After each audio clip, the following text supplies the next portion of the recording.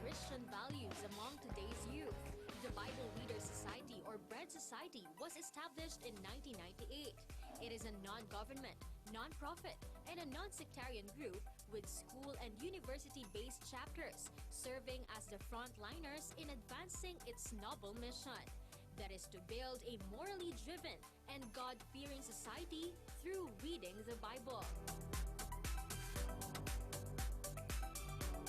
The organization's pioneering chapters are the Polytechnic University of the Philippines, City College of Manila, now Universidad de Manila, Technological University of the Philippines, and Technological Institute of the Philippines. After it was officially registered in the Securities and Exchange Commission back in February 1999, the group has grown to become a vital force in the academic community, bringing the Holy Scriptures closer to the people through regular activities like Bible studies and symposia. In 2005, it was re-registered in the SEC as Bible Reader Society International after gaining acknowledgement and support from foreign communities. Embodying Bible-based values, Bread Society has also initiated different public services across and beyond several academic institutions in the country. These include Bible giving, free leadership training, free career orientation seminar, and free printing services for students. As of June 2018, its growing list of chapters has already tallied up to 1,524. These chapters are located within Metro Manila, Laguna, Cavite, Bulacan, Bataan, Rizal, Pampanga, Palawan, Negros, and Panay Island, among others. As we celebrate 2 decades of promoting Bible readership and public service, we look back with gratitude in our hearts, and we look forward, carrying hope and a fervent wish. With God's help, and through the concerted effort of its members, Bread Society will show no sign of slowing down in continuing the endeavors it has started 20 years ago. We thank God for keeping us and letting the light shine. Bread Society's 20 Napay, a 20th anniversary celebration.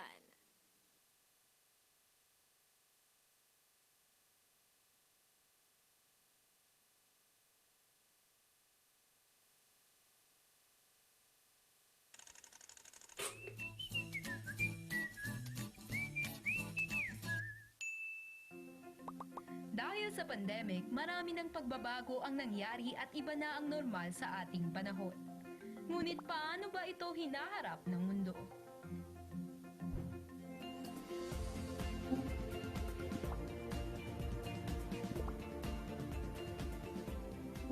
Ayon sa ulat ng Nikkei Asian Review, tumaas ang bilang ng mga Pilipinong gumagamit ng digital payments ngayong quarantine upang makaiwas sa physical contact at pagkahawa sa virus. Samantala, namayagpag ang mga video conferencing platforms bunga ng pangangailangang maipagpatuloy ang mga trabaho, online classes at iba pang social gatherings kahit nasa bahay lang. Upang matulungan naman ang mga essential workers, gumawa ang StatGear ng tinatawag na hygiene hand na gawa sa antimicrobial brass. Nakatutulong ang device na ito upang mabuksan ang mga pinto ng hindi direktang hinahawakan ng doorknobs o para magamit ang mga bagay gaya ng elevator buttons, switches, doorbells at iba pa nang walang nagaganap na physical contact. Upang maiwasan naman ang paghawak sa anumang parte ng muka, lalo na kapag nasa labas, ang kumpanyang Slightly Robot ay nag-imbento ng wristband na tutunog kapag lumalapit na ang kamay sa muka ng nagsusuot nito. Samantala, para sa mas madaling pag-track ng lagay ng kalusugan sa panahon ng pandemic, nag-develop ang Apple na COVID-19 app na makapagbibigay ng health tips at ng paraan upang mabantayan ang sarili para sa anumang sintomas ng virus. Hindi naman nagpahuli ang Pilipinas dahil ang UP Resilience Institute ay nakagawa rin ng chatbot na pinangalanang Yani Bot. Maaaring i-chat si Yani gamit ang ating Facebook Messenger para sa anumang impormasyon tungkol sa COVID-19. Ilan lamang ito sa mga naunang lumabas na teknolohiya bunsod ng pandemya at patuloy itong nadaragdagan upang maka-adapt sa pagbabago ng mundo. Ngunit alam mo ba na matagal nang may Sa Daniel 12:4, inilalarawan ang panahon ng kawakasan bilang mga araw kung kailan marami ang tatakbo ng paruot parito at ang kaalaman ay lalago. Patunay lamang ito na ang Biblia ang natatanging aklat na nakaalam ng mga bagay na nangyari na at mangyayari pa lamang.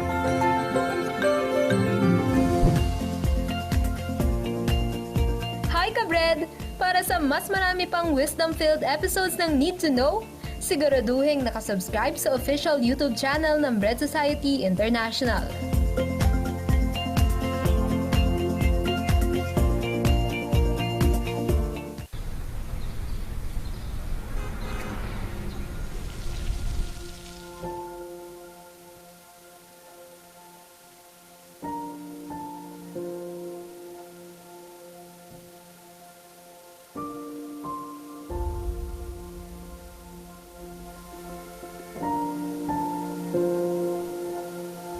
Kumusta? Nakakapanibago, hindi ba? Di ko na makilala mga daang sabay nating tinahak, mga lugar na paboritong puntahan. Ang eskwelahan kung saan tayo unang nakita'y tahimik, nag-iisa at walang sigla. Sa isang iglap, COVID-19 ang mga buhay natin nagbago at oo, inaamin kong aking hinahanap-hanap ang presensya mo. Ang iyong ngiti at tawa, mga bibig na panay magagandang salita at papuri, mga kwentong aakalaing walang dulo na umaabot sa sarit-saring paksa. Ngunit ang hangganan pa rin ay mabubuting balita. Mga kamay mong laging handang umalalay ng walang pagdadalawang isip at pagtatanong, mga paang di inaalintana ang layo ng takbuhin, ang mahalaga'y tuloy marating. Ang daming pagbabago, hindi ba? Akala ko'y di na tayo magkikita. Ngunit heto ka, hindi sumukot, naghanap ng paraan upang di mawalay sa isa't isa.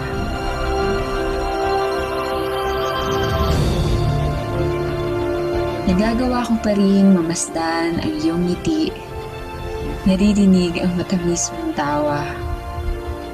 Ang paborito nating kwentuhang dalawa, mas marami na ang nakikiisa at siksik pa rin ang mabubuting balita. Kung mayroon mang di na natin magawa, marami ring mga bagay ang ngayon lang nating nakita ang simula. Inihiwalay ang iyong sarili sa kahon, nag-isip ng paraan kung paano mo pananatili ang init ng ating damdamin. Hindi hinayaang ang suliranin ang sumira sa ating pagsasama. Naniwala ka't di nawalan ng pag-asa. Nanampalataya. Ang dami nang nabago, hindi ba? Salamat. At tayo'y hindi. Malakas at agos sa mundo. Kung hindi ka mag-iinit, matatangay ka nito. Ngunit ngayon, higit sa lahat, mas kailangan natin ang isa't isa. Ngayon ko hinihiling na huwag bumitaw. Manalig ka lang at manalangin. Pasasaan pa't kung loloobin ng Diyos ay magkikita rin tayong muli. Teng salubong, ay yakap at ngiti. Ngunit sa ngayon, dito muna. Makita lang kitang nagpapatuloy. Sapat na.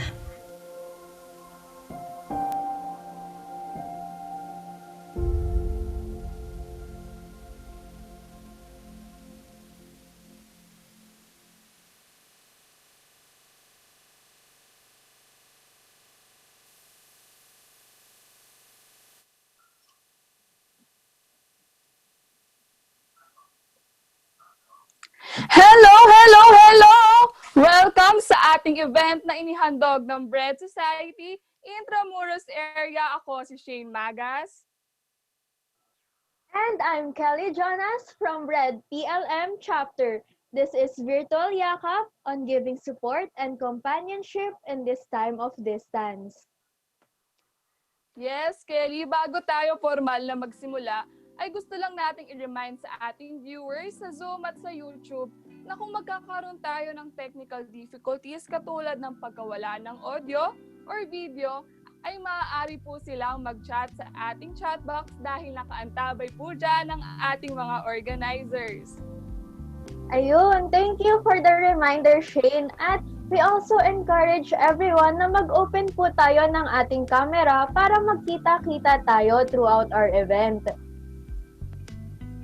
At dahil nabanggit na rin natin ang tungkol diyan, kumustahin na rin natin ang ating mga kasama, Shane. Ilan na ba ang ating attendees? Yes, Kelly, as of 1:42 p.m., ay meron na tayong 46 attendance sa ating Zoom. Ayun, napakasaya naman. At meron din tayong mga viewers sa ating YouTube. Thank you po for joining us today. At make sure po sana nakapagsagot tayo sa ating mga Reg 4. Ayun, hello po mga kasama. Sana po ay ma-enjoy nyo ang ating event ngayong araw. Pero sa tingin ko, Sis Shane, marami pang hahabol today. Kaya habang naghihintay tayo, let's take a short while para kilalanin ng organization that made this webinar possible. Let us all watch and see what Bread Society is about.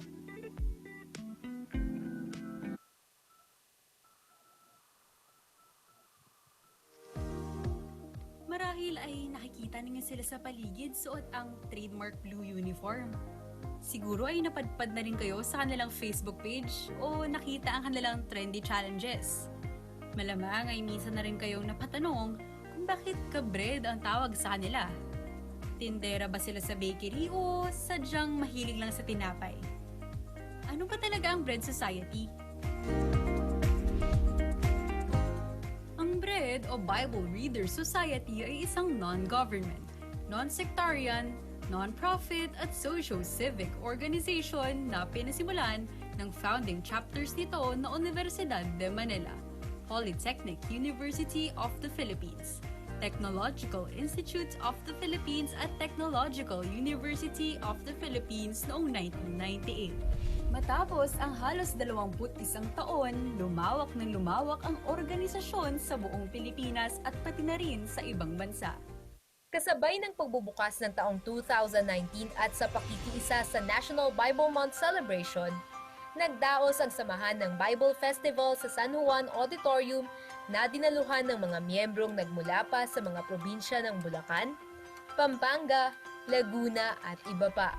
Kasabay nito ang nakaugalian ng Bible and Bible Rock Giving sa iba't ibang pamantasan at institusyon. Taon-taon ding nakikisa ang grupo sa Brigada Eskwela na sabayang ginagawa sa iba't ibang lugar. Nitong nakaraang taon ay nakapagsagawa rin ng samahan ng gift giving, libreng sakay, symposia, leadership seminars, rescue summits, at ng pagbisita sa mga reformation centers gaya ng Molave Youth Homes at sa GIP Batang Solvent. Kasama sa mga aktibidad ng grupo bilang isang youth organization ang regular na pagtuturo ng Christian values sa mga paaralan gaya ng Maligaya High School, Apella Cruz Elementary School, at Muntinlupa National High School. Lubos ang pagpapasalamat ng grupo dahil nang magsimula ang pandemic, hindi naging hadlang ang salukuyang physical distancing protocols upang maipagpatuloy at makapagsimula ng mga bagong proyekto gamit ang online platforms. Mabilis at madaling nakapag-shift sa digital world ang mga aktibidad ng grupo gaya ng symposia, tutorials at Bible reading. Naging kaisa rin ang grupo sa layon na maihatid sa publiko ang mga kinakailangang impormasyon tungkol sa pandemic sa tulong ng mga infographics at docu-series. Sa kasalukuyang sitwasyon ng mundo, mahirap sabihin kung ano ang maaaring mangyari bukas o kahit sa susunod na taon. Ngunit buo ang pananalig ng samahan na hindi magiging hadlang ang pandemya upang maisakatuparan ang layo ng Bread Society na makapaghubog ng mga kabataang magiging tanglaw sa sanlibutan. Ito ang Bread Society International. Ayun, Kelly! Ayun ang Bread Society International. Hindi tayo yung mga mahihilig sa tinapay. Siguro ako lang yung mahilig sa tinapay. Huwag ka mag-alala, Shane. Mahilig din ako sa tinapay, pero contrary to popular belief, wala pong bakery ang Bread Society. Hindi tayo nagpapa-franchise ng bake shop internationally kasi Bread Society internationally. Ano ba ang bread, Kelly? Ayun nga, Shane, gaya ng ating napanood, ang Bread ay Bible Readers Society. Ayun, at nakita naman natin sa video na napakaraming na-conduct na activity ng Bread Society International. Bago man mag-pandemic at ngayong pandemic, hindi tayo magpapapigil dyan, di ba, Kelly? Very true yan, Shane. Thanks to Techie Times and of course, with the help of God, ay nakakapagpatuloy tayo ng ating mga activities kahit online, tulad ng ating webinar ngayon. At dahil live na tayo sa YouTube, i-invade na rin natin ang Twitter. Join our online discussion by answering the question, how do you comfort someone special to you knowing that they are emotionally unwell lately? Ayun, mga kasama, pwede nyo po sagutin ang ating question or share your thoughts and experiences throughout the event. Just use the hashtag #virtualyakap.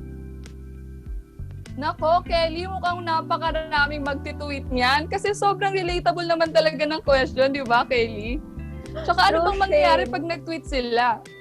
Ayun nga, at pag nag-tweet tayo, maaaring ma-feature ang ating Twitter handles sa ating big screen. Wow, big screen! Yes, big screen naman talaga. So parang gusto ko ditong mag-multitask kung kakayanin. Ano? Ikaw ba? Mag-tweet na tayo. Oo, tama. Mag-promote na rin tayo ng ating mga Twitter accounts sa pag-tweet. Yes, na-promote na ang Twitter account mo, na-promote mo pa yung mga lessons na makukuha natin dito sa Virtual Yakap. Diba, Kelly? Very true yan, Shane. At dahil nga, sinabi mo na rin ng Twitter na gusto natin ng two-way communication, ay ini-encourage din natin ang ating mga viewers sa YouTube at sa Zoom na magtanong sa ating speaker. Yung mga tanong nila before, during, and after the discussion ay maaari nilang isend sa Kelly. Ayun, pwede kayong pumunta sa slido.com and enter the code 21048 tulad ng makikita nyo sa inyong mga screen ngayon. At ano bang kagandahan ng ating question and answer, Shane? Ayun nga, dito kasi sa ginamit nating platform, kahit hindi natin masagot lahat ng questions, ay pwede silang pumunta sa slido.com at tingnan yung mga question. Baka naman kasi kaparehas lang nila lang tanong. Pwede nilang i-like yun para yun yung ma-prioritize mamaya sa Q&A, di ba? Kahit onti lang yung masasagot natin, parang ang dami na rin. Shala, meron palang palike sa Slido. So ayun, ano pang hinihintay nyo mga kasama? Just as early as now, kung may mga katanungan kayo, pwede na kayo agad pumunta sa ating Slido at i-enter na ang code. So before we proceed sa ating discussion, ay may inihanda kaming little game para sa ating audience. Pwede mo bang i-brief explanation, Shane? Grabe, Kelly. Ano ipapa-explain mo sa akin? Wala ka pa sinasabing title ng laro, Kelly. Ano ba? Ay, sorry. So, ayun nga, ang ating game for today ay 4 picks, 1 word. Wow, grabe! Kakaiba! Hindi ko na-imagine yun, ha? Grabe, out of the world. Parang hindi naman na kailangan ng explanation nun, Kelly. Nalaro na ata nila yun, di ba? True ka dyan. Pero meron tayong changes, kaya pwede mo nang i-explain, Shane. Ayan, ang mangyayari po sa ating little game na 4 picks, 1 word ay halos kaparehas pa rin po ng mechanics. Pero dahil sa Zoom tayo at YouTube, ang gagawin po ay magpa-flash po kami ng 4 na picture sa screen. Tapos, kung ano ang marelate ninyo na sagot, ay maaari nyo pong i-chat sa chat box. Meron lang po tayong 30 seconds para magsagot. Nuulit ko po, 30 seconds lang po ang time para magsagot. Paano naman yung mga kasama natin sa YouTube, Kelly? Ayun nga, Shane, hindi lang ang mga kasama natin dito sa Zoom ang may chance na manalo dahil dadalhin natin sa YouTube ang ating laro. sa third and final item ng ating laro, ang kukuha tayo ng ating winner sa YouTube. Same mechanics lang din. Kung sino ang mauunang makapag-enter ng tamang sagot ay siyang mananalo. Ayan, nakaka-excite naman. Ano bang makukuha nilang prize dito, Kelly? Ayun nga, ine-encourage namin ang lahat dahil mananalo tayo ng tumataginting na 50 pesos load at pwede rin i-convert to GCash. Ayan, kailangan natin yan sa ating panahon ngayon, yung GCash. Pambayad din yan ng mga shipping fee, di ba, Kelly? True ka dyan, Shane. Parang gusto kong sumali para yung mga nasa cart ko, ma-check out ko na. Kasi sayang yung shipping fee. Alam mo yun, naghihintay lang ako ng free shipping. Grabe, wag mo naman akong iwan dito para sa GCash. Kaya without further ado, tara na, let's start the game. Okay, for our first question or first word. Ayun na, mukhang mahirap. Ayan. Anong masasabi mo, Kelly? Mukhang Shane. Mukhang madali lang tong mahulaan. Ano ba sa tingin mo? Feeling ko din. Ano kaya ang nangyayari na sa ating chat box ngayon? Sige po, mga kasama, pwede na kayong sumagot. Ayan. Ayan, nagchat na akong sagot. Ako din po. Ayan, tama kaya ang kanilang sagot. Shane, we only have 3 seconds to go. I-enter na po natin ang ating mga tanong. 2 and 1. Time's up po, mga kasama. I-disable na po natin ang ating message box. So, ano po ba ang tamang sagot? Ayun, ang tamang sagot natin ay Companion! Ayun, mukhang marami namang nakakuha ng tamang sagot, Kelly. Pero sino nga ba ang nauna? Ayun lang. At bahala na ang ating mga kasamang organizers na mag-take note ng ating mga winners. Shane, let's go to our item number 2. Ayan, item number 2. Ay naku, parang napakadali naman ito, Kelly. Nahulaan mo na ba agad? Sabi ko sa'yo, sayang yung 50 pesos eh. Parang giveaway na pala natin tong 50 pesos. Ayun napakadaming nagchat-chat sa chat box. Oo, mga keyboard warrior naman pala ang ating mga kasama. Sino kaya ang mapalad na nakuha ng 50 pesos load or GCash? Ayan, we only have 5 seconds to go, mga kasama. I-enter na natin ang ating mga sagot. 3, 2, and 1. Time's up po. At alamin natin kung ano ba ang tamang sagot, Shane. Ayun, ang tamang sagot natin, Kelly, ay social media. Grabe, napakahirap hulaan nito. Nahulaan mo ba? Tama ba yung hula mo kanina? Oo, tama naman. Halos isang iglap pa lang eh. Pabilisan na lang pala talaga ng pag-type dito. Labanan lang ito ng connection sa Wi-Fi, Shane. Ayun, connection pala. Ayan, at ang ating last slide para sa ating mga YouTube viewers. Ayun, mga kasama sa Zoom, pwede na tayong magpahinga dahil ang ating last item, kukuha na tayo ng winner sa ating YouTube Live. So, ano po ba ang ating next na item? Ayan. Ayan, parang mahirap-hirap din to. Talaga, Shane? Parang Nahirapan ka ba? nahirapan ka ba? Pwede naman kasing Parang- bigay ng clue kasi itong word na to ay very timely ngayon. Oh, yun pala. Timely pala. Medyo mahirap kasi ang haba ng word eh. Sa tingin ko naman, Kamusta kaya ang ating mga ating mga viewers. Sa tingin ko din. Ano na kaya ang nangyayari sa ating YouTube? Ayan. Ilang seconds na lang. Ayan, we only have 5 seconds to go. 5, 4, 3, 2, and 1. time's up mga kasama. Sana ay may nakakuha ng tamang sagot sa ating comment sa YouTube Live. Tama ka dyan. Feeling ko naman meron nakakuha ng tamang sagot.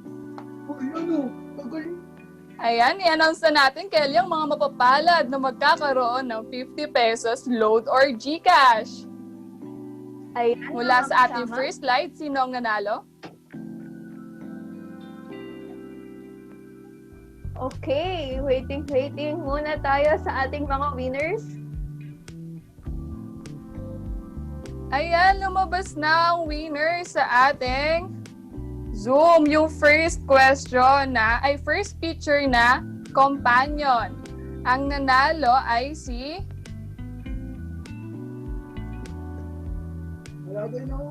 Trisha Ecano. Ayun.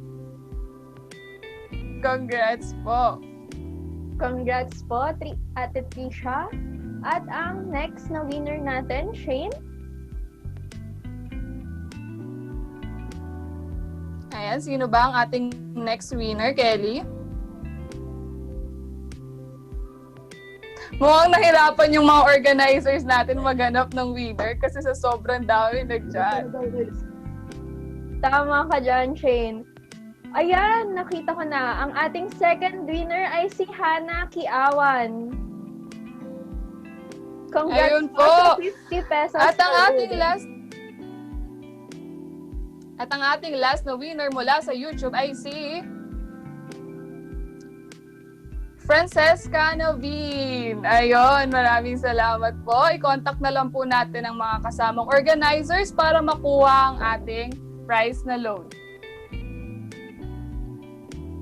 Ayan, mukhang nag-enjoy sila. That concludes our game. So, anong masasabi mo sa mga sinagot nila, Kelly?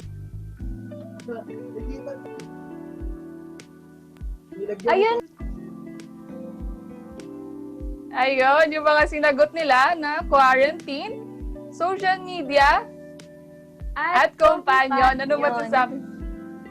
Ayun nga. So, sa tingin ko, napagtagpi-tagpi na to ng ating mga audience. Ikaw ba, sa tingin mo ba? Kasi, kung sa tingin ng ating audience, dahil tayo ngayon ay naka-quarantine, at social media ang ating pinaka-mean to communicate to our companions, ay tamang-tama ang kanilang hula dahil tungkol dyan nga ang ating event ngayon. Grabe naman yun. Naisip mo yun. Napakahirap naman nun para kang sumagot sa Q&A ng Miss Universe. Yes, pinaghandaan ko talaga yon dahil may hunch na ako na tatanungin mo ako eh.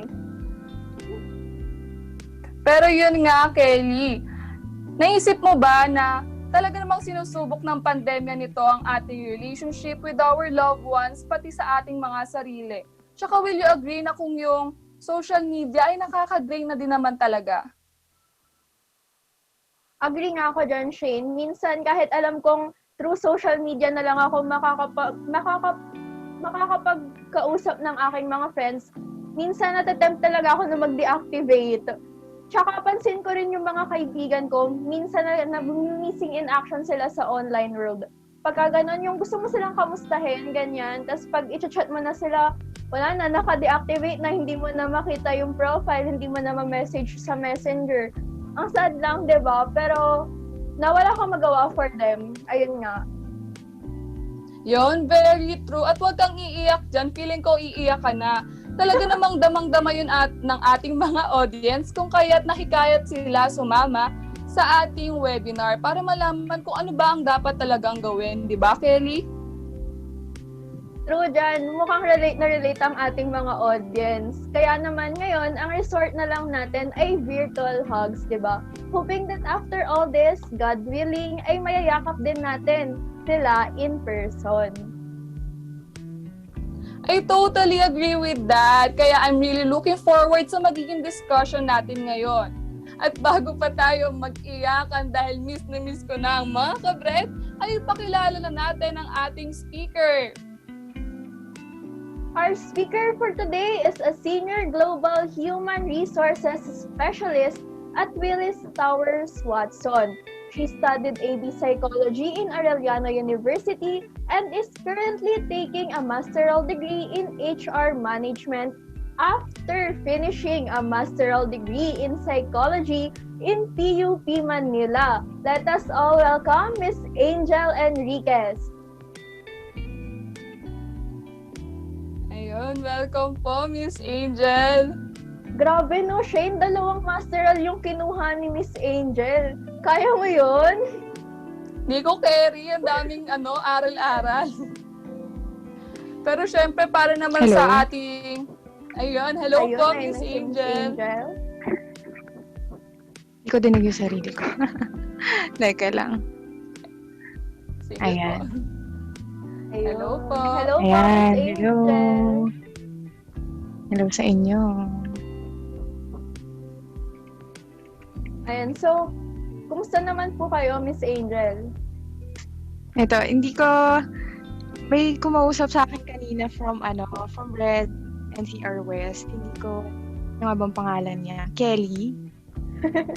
Ano ba yun? Hello po! Sino ba yun? Hello po! So, yeah, na-mention ko yata sa kanya na tawag dito. Panggabi kasi ako, tapos hindi pa ako masyadong nakakatulog, pero syempre, okay lang. Masaya tong mga ganitong usapan natin about mental health. Ayun, okay naman. Medyo kulang lang sa tulog, pero caring-caring naman. Ayun. Power talaga yung ating speaker, Shane. At kahit puyat ay napaunlakan tayo sa ating invitation. Thank you po, Miss Angel. Yes, thank you po, Miss Angel, na kahit sa busy schedule ay naisingit pa tayo para makapag-share ng mga knowledge and learnings, gano'n. Ayun nga. So, ayun po. Ayan, so start na ba tayo sa ating talk? Sige po, Miss Angel, kung ready na po ang ating PowerPoint. Ayan, so I think naka-project na nga ba siya? Ayun, okay na po. Ayan, naka-project na siya. I think I have to correct yung na-mention about sa introduction sa akin kanina. Yung aking Master in Psychology, ang na-complete ko doon is academic units, pero I'm not able to get the degree. Pero I was able to complete the ayun, hindi ko lang natapos yung thesis kasi right now I'm pursuing the MBA, Strategic Human Resources track. Pero yun, thank you so much for the introduction by our hosts.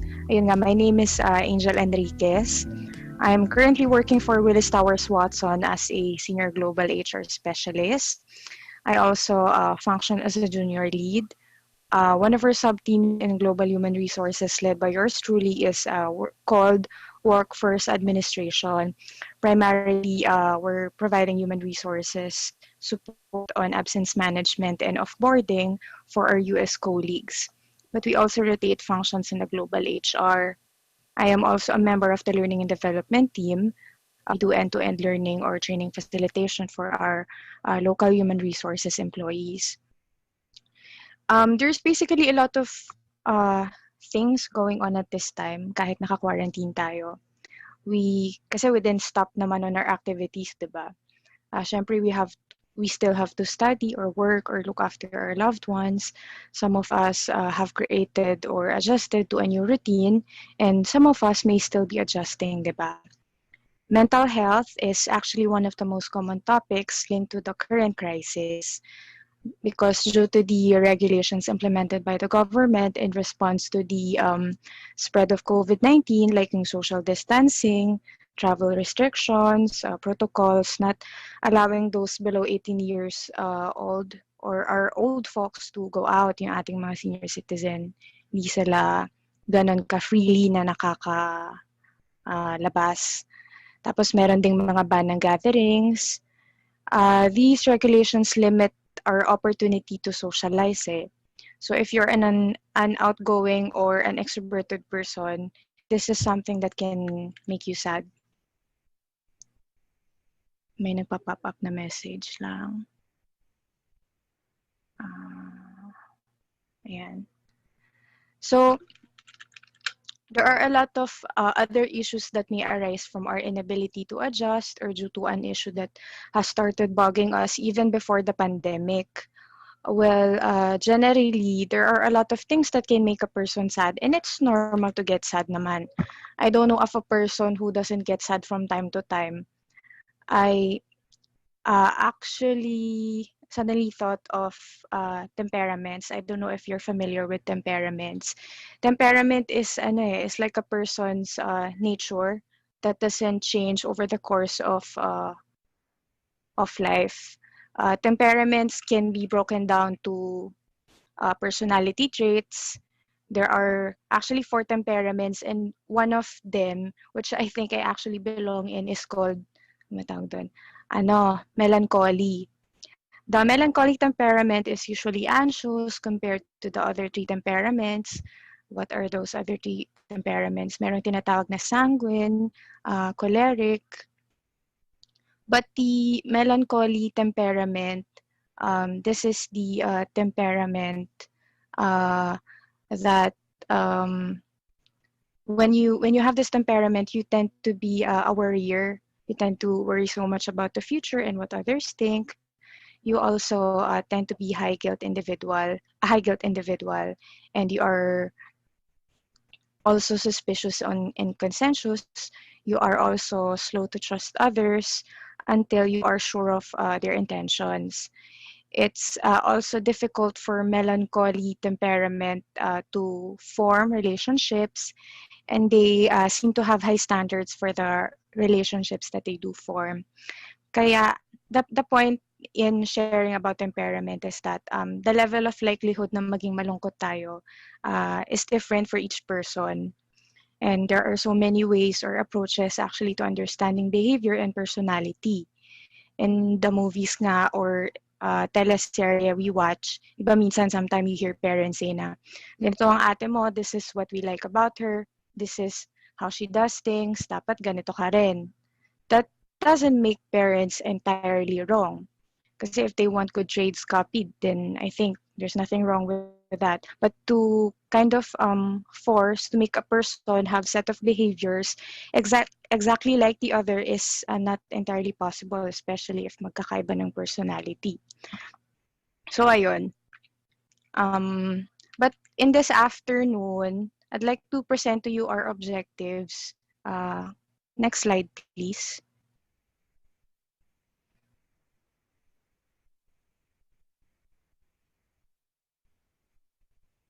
Hindi gumagalaw yung slide. O sa akin lang.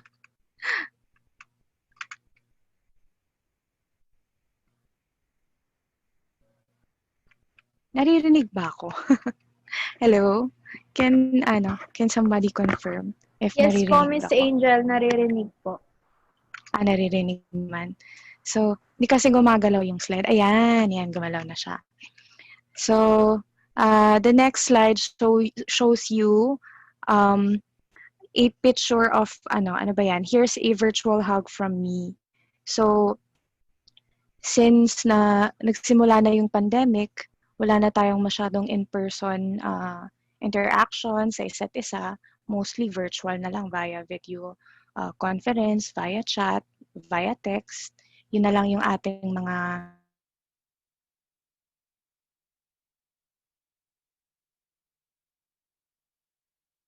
next slide, please.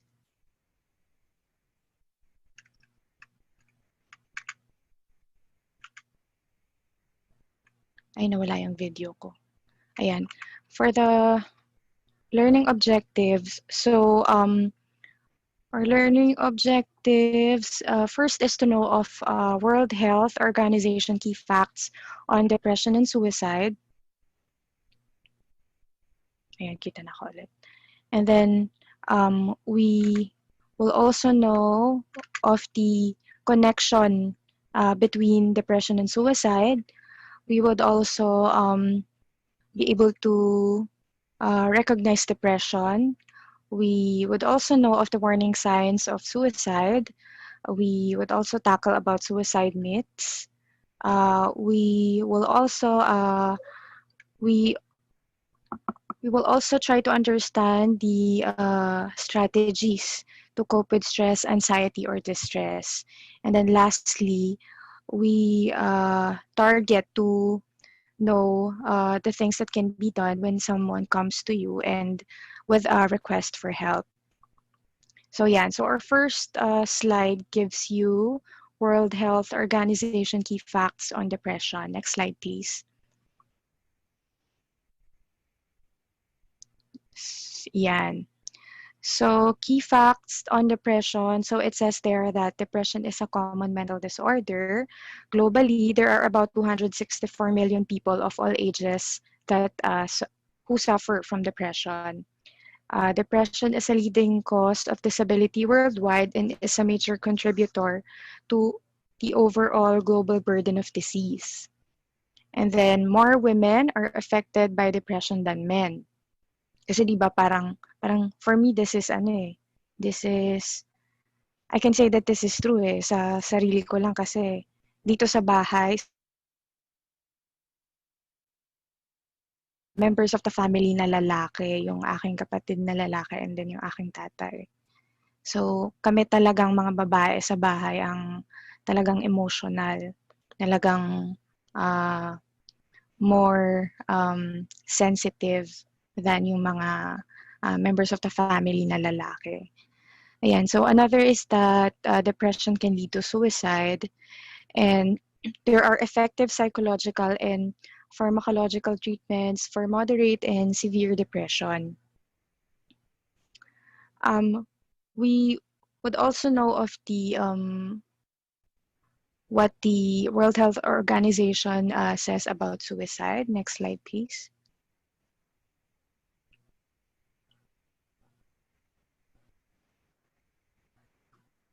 Ayan. So it says there, close to 800,000 people die due to suicide every day.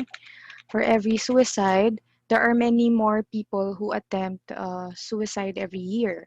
A prior suicide attempt is the single most important risk factor for suicide in the general population. And then suicide is the third leading cause of death in the age range 15 to 19.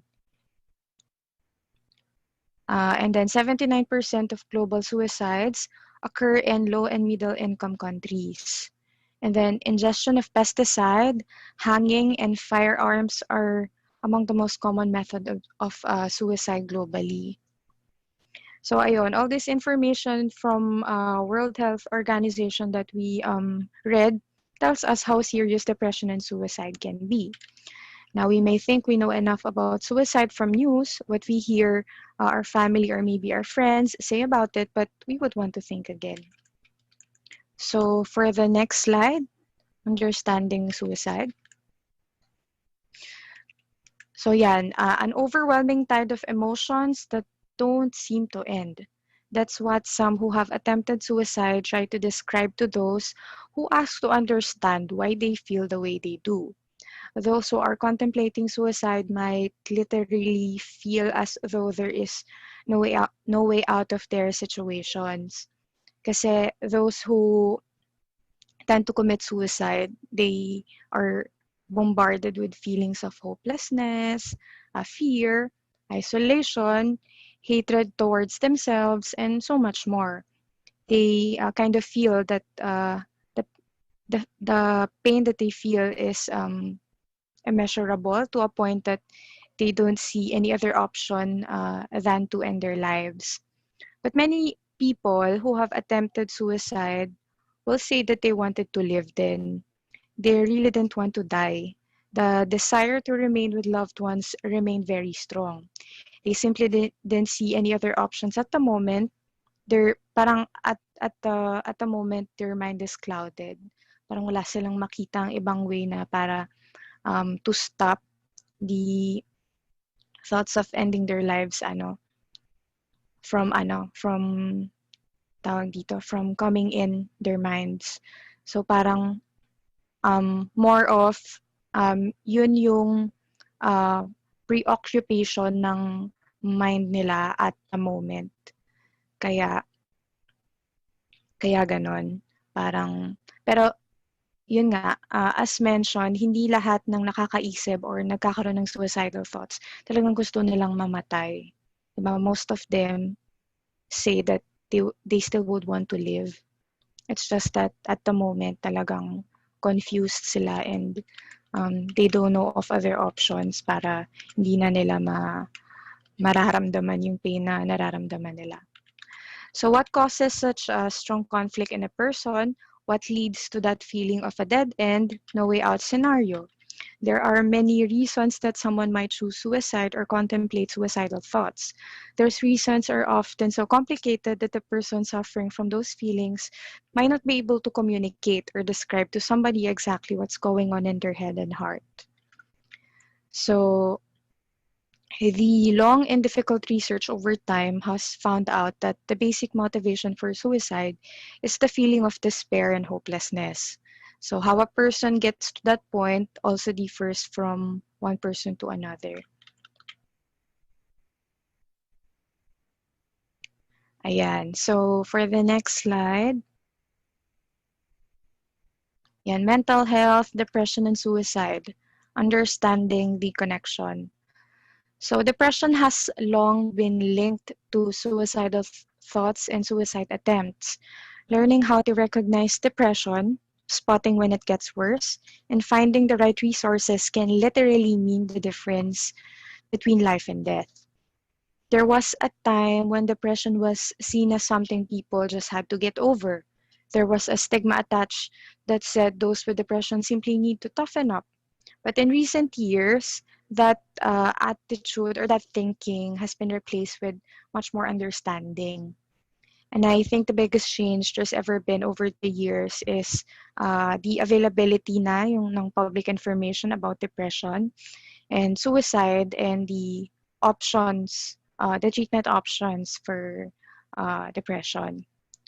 Pero di ba minsan, initially we tend to have an initial impression about people na madidinig natin na, depressed daw siya. Pero baka parang attention seeking lang siya. Baka naman there's nothing serious about it. Yan na lang natin siya, huwag na lang natin pansinin. Kasi baka they'll be able to get through it on their own. Diba minsan may ganun tayo. Pero what the global statistics, the news, case studies, even what we hear from social media, diba, the news, the feed, that come from social media about depression and suicide tell us otherwise eh. Serious yan.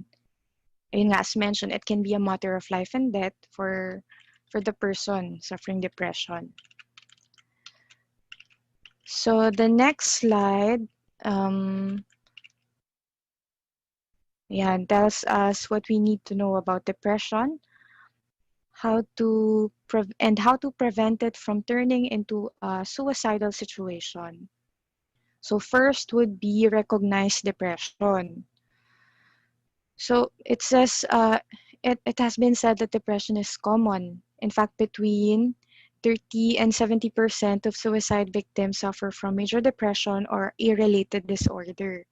Signs of depression include a feeling of helplessness, no longer finding joy in activities that you used to enjoy, sleep changes, loss of energy, anger or irritability, reckless behavior, self-loathing, and more. So you have to be able to tell that what you see in a person or the behaviors that you see in a person are actually manifestations of depression or symptoms of depression, diba? So what if it's not depression? Diba? Sometimes what seems to be depression is actually pointing to someone else. For instance, you might feel extremely depressed at one point, but suddenly the mood lifts and you are happier than you have ever been. Then the cycle begins again. That is more likely of a bipolar disorder or a manic depressive disorder. Or it can be other mental health issue. Kasi yung list ng napakarami kasing kinds ng mental disorder eh. Merong tinatawag sa psychology na parang pinaka-Bible nila or parang a book from which they refer if they want to know more on the mental disorder or if they want to know more about the symptoms of a particular mental disorder. Ang tawag doon DSM, parang pinaka-manual ng mga usually used by clinical psychologists, psychiatrists, usually sa clinical setting yun. So yun, there are a lot of other mental health issue the depression can branch out to. So at some point siguro if the symptoms that you see in a person suffering from depression or a person who is extremely sad, minsan an evaluation of a mental health professional is the key to figuring out kung ano ba talaga yung pinagdadaanan ng isang tao. Pero baka din ang tendency ng iba kasi minsan mag-self-diagnose or mag-google ka ng mga symptoms. Tapos pagka nabasa mo, pagka parang ang understanding mo is ito yung meron ako, ito yung na-experience ko ngayon eh. Baka mamaya yung plain sadness mo, parang you will tend to get ahead of things na ma-overanalyze mo yung what appears to you are symptoms of depression pero baka hindi naman. It may also help initially to have somebody else kind of assess you. Primarily, diba, your immediate family members, and then pwede your friends, your classmates, etc. So, when depression gets to be too much, diba, everyone gets depressed at some point in their lives. How long it lasts is one of the key factors to determining how severe the problem is. If depression has lasted for more than 2 weeks and it is affecting your day-to-day life, it's time to get treatment. It's time to kind of stop and reflect on your current condition. If depression seems to only get deeper and you feel as though things will never get better, then seeking for immediate treatment is necessary. Ayun. So, for the warning signs of suicide, next slide please. Ayan. In many cases, a person who is suffering from suicidal thoughts will show signs of what they are contemplating or what they are thinking. The signs may be very clear enough to make friends and family very uneasy kasi na-observe siya yung manifestations ng suicidal thoughts na-observe mo yun minsan. But there are also instances wherein parang subtle lang yung behavior sa tao. Minsan parang magjo-joke lang yung isang tao. Pero the fact is that any mention of suicide, whether it is in a joking manner or a serious one, it requires attention. Because someone who is thinking about death by suicide might not show as many signs or depression or distress as they did in the past. This often leads to friends and family members to believe that the person has gotten better or is no longer contemplating about killing themselves. Sadly, many families and friends learn too late that this kind of behavior means a person has simply made their decision and now they are busy tying up loose ends. The following are the signs of suicide that might be present. Keep in mind that some of these are clear, but most of them may be subtle, as mentioned earlier. So you really would need to pay attention not only to the overall behavior of the person, but to the little things that might be a telltale signs of suicidal thoughts. Just want to share yung isa sa mga nakita ko sa social media before. Meron akong nakitang video para silang parang mga nasa early 20s na mag-boyfriend girlfriend.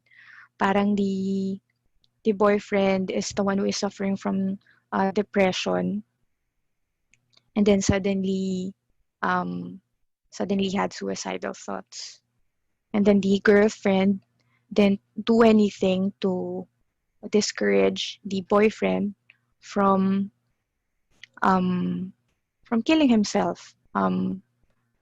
What she did is she encouraged her boyfriend to actually execute his suicidal plans.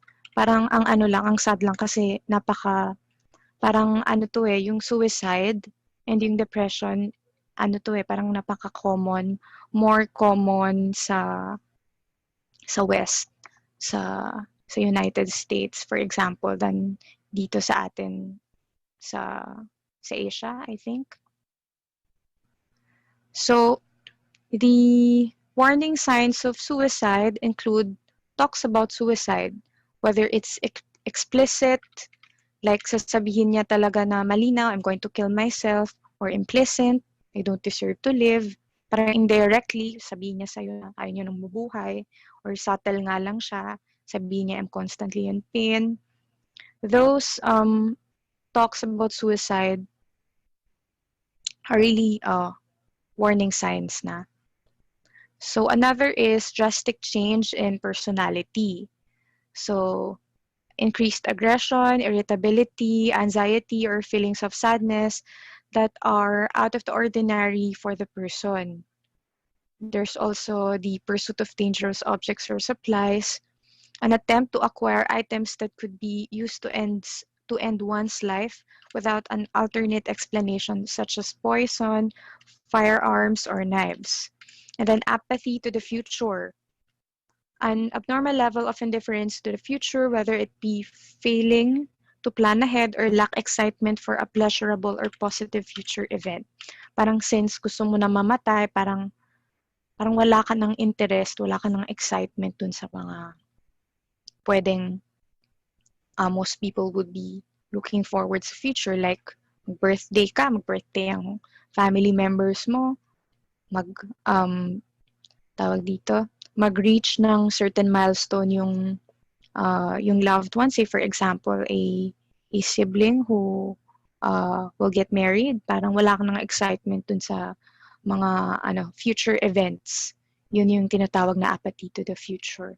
And then disposal of important possessions, giving away, destroying, or selling objects that were once highly prized or highly valued by the individual.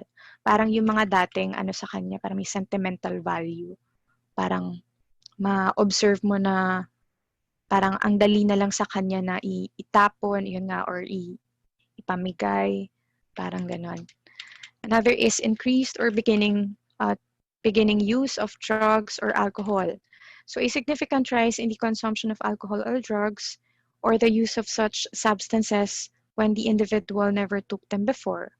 So yun, talagang warning sign yun. Kasi yun nga, mga hindi naman niya talaga behavior before, suddenly makita mo yun sa kanya.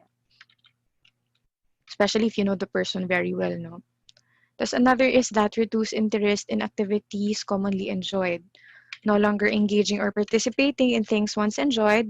This can include ceasing long-term hobbies or other important causes. So another is unusual level of calmness.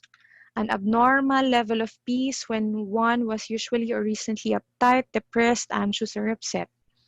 Parang extremes from being very panicky or being very agitated to bigla na lang siyang maging kalmado. Parang tataka, bigla na lang siyang tahimik, bigla na lang siyang talagang hindi na siya yung parang parang depressed. Parang bigla na lang siyang mag-shift to an extreme or an abnormal level of calmness. So another is isolation, spending less time with friends, family, co-workers, or other people whose company was previously enjoyed. New or increased desire to be left alone. Yan, gusto lang lagi siyang nag-iisa.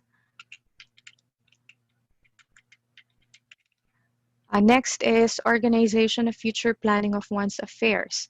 A sudden and unusual level of preparation of tasks such as writing a will, selling substantial assets, or making arrangements for one's absence can be a signal of potential suicide. Ayan. So parang maisip mo yung mga warning signs, baka mamaya pag makakita ka ng isa lang dito like ito, yan, Organization of Future Planning of One's Affairs. Baka naman maano mo to, baka rin magkaroon tayo ng tendency na overanalyze natin to or ma-associate natin agad to suicide. Kasi 'di ba, uy, nag-aano na siya, bakit siya biglang parang gusto niyang mag-organize ng isang big event for the family, baka mamaya ano to, may suicidal thoughts na to. Hindi, parang etong warning signs, this is a globally, siguro we can say parang globally recognized na set of warning signs. Parang you don't get to see just one in a person who has suicidal thoughts. Or hindi lang siyang nag-iisang, hindi na single out yung manifestation, but parang set siya, set ng behaviors na observable sa isang tao na merong suicidal thoughts. So next is increased reckless behavior. Next is sudden change or substantial increase or decrease in sleeping habits or in sleeping patterns. And then saying goodbye, ayan, telling friends or family and acquaintances goodbye for no apparent reason. Another is previous suicidal attempts, obsession with death or suicide, unusual or increased level of fascination or respect for death or suicide. Can also include artistic expression of death, suicide, or similar themes. Self-hate, unusual or unjustified feelings of low self-esteem, worthlessness, shame, or guilt. So ito, actually even not needing to elaborate na yung ibang mga warning signs kasi talagang pagka lagi kang nanonood ng TV and kahit sa social media ka lang active, laging merong expression ng pwedeng expression ng depression, pwedeng expression or voicing out ng suicidal thoughts. Yun, mo yan makikita mo din yan sa social media So, another part of our discussion about suicide is the suicidal myths. Next slide, please. Yan, suicidal myths. Just as it is important to understand what might lead to suicide, it is important to understand what does not. There are a few common misconceptions that can actually hinder the ability to help when someone needs it most. So first myth, next slide please. First myth is nothing will stop someone who is serious about suicide. Parang he or she can't be helped. Gusto niya nang magkamatay wala nang magagawa doon. Parang that's really not true about suicide. There is in one way or another something that can be done to kind of help someone who is going through depression and someone who is having suicidal thoughts. And then next is truly suicidal people are unwilling to seek help. This is definitely not true, as evidenced by the many individuals who have died by suicide after trying to find help through counselors, therapists, doctors, and more. In fact, studies show that more than a half of all suicide victims sought help within 6 months before they died. So, meron pa din na execute nila successfully yung kanilang suicidal plan. Pero prior, nagre-reach out sila, nag-attempt sila na mag-reach out dun sa mga tingin nila makakatulong sa kanila. Kaya never ever imprint on your mind na yung suicidal people are hindi naman yan magpapatulong Ano na nila yan kung gusto talaga nila gagawin na nila, wala ka nang magagawa. That's a myth. That's not true. Another is that talking about suicide might prompt someone to do it. Truth is, this is a dangerous misconception as it seeks to sweep suicide under the rug. Like if we don't talk about it, then it won't happen. Don't give them any ideas. Parang ganon. Hindi naman totoo yung kapag meron nga akong nakakatawang nakita sa social media din na meron daw certain songs na magpa-prompt sa tao na mag-suicide. Parang this is not true if you're parang if you're in the right mind, 'di ba? It's not because pinag-usapan niyo lang yung suicide. Katulad nito, pinag-uusapan natin yung suicide.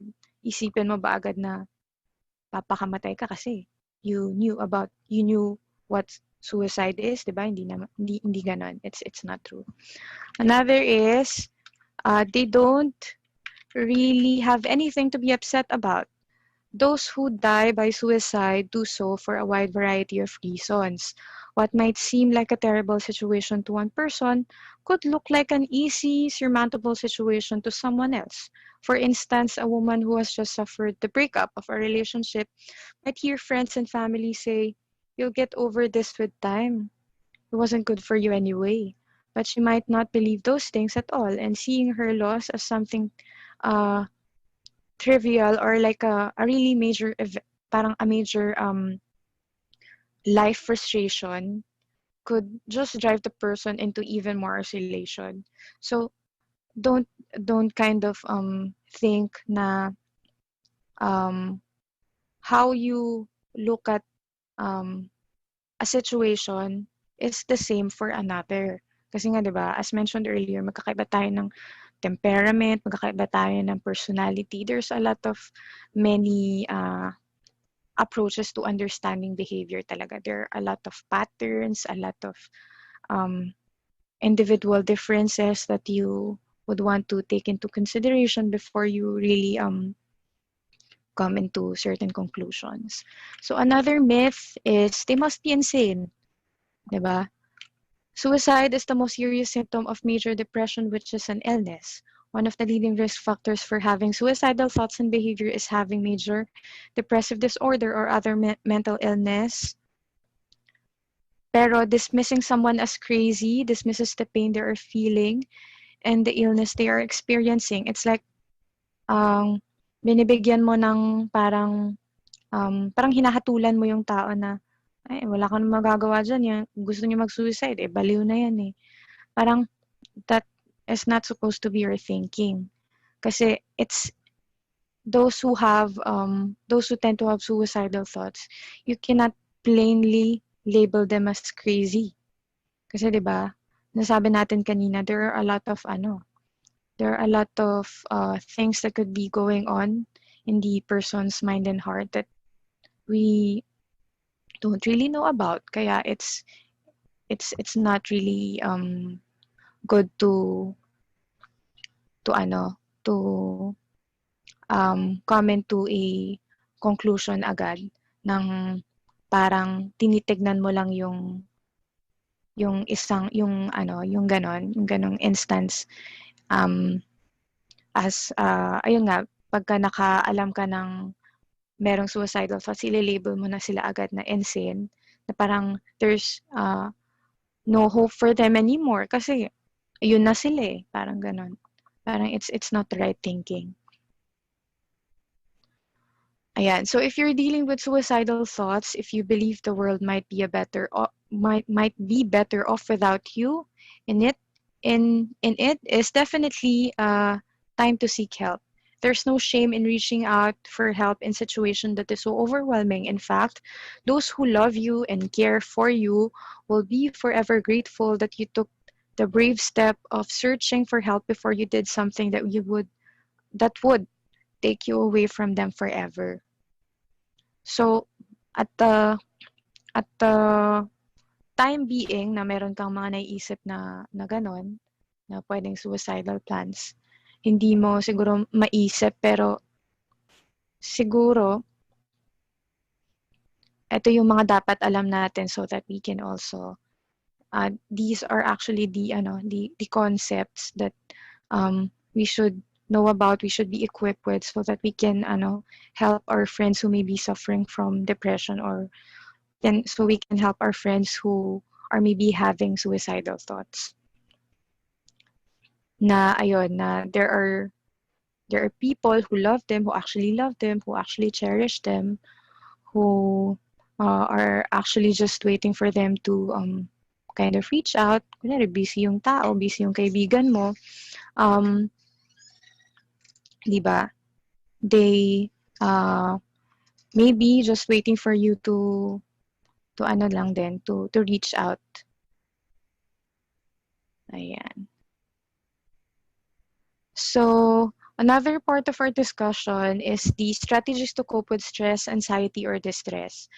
Bakit strategies to cope with stress, anxiety, or distress? Sis Angel, pinag-uusapan natin dito, depression, di ba? Kasi ito yung mga behavior na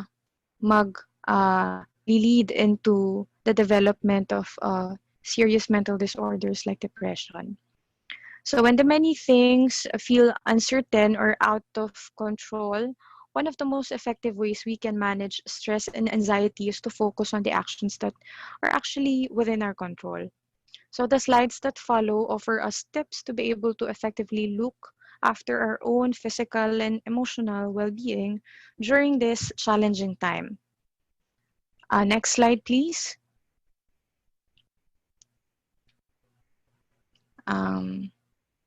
Sige, forward pa sa next slide. Yan. So first off is learn how to protect yourself and others from COVID-19. Kasi 'di ba yung current pandemic situation is one of the nowadays most common sources of anxiety sa mga tao. So the Department of Health has recommended important actions we can take to protect against infection and preventing the virus from spreading, including practicing good hygiene, self-isolation, and social physical distancing. Next slide, please. Ayan, I think I was able to put a picture of, ito yung announcement ng Department of Health. Yung mga preventive measures for COVID-19. Yan, so, di ba, basically, you just have to follow kasi we should understand that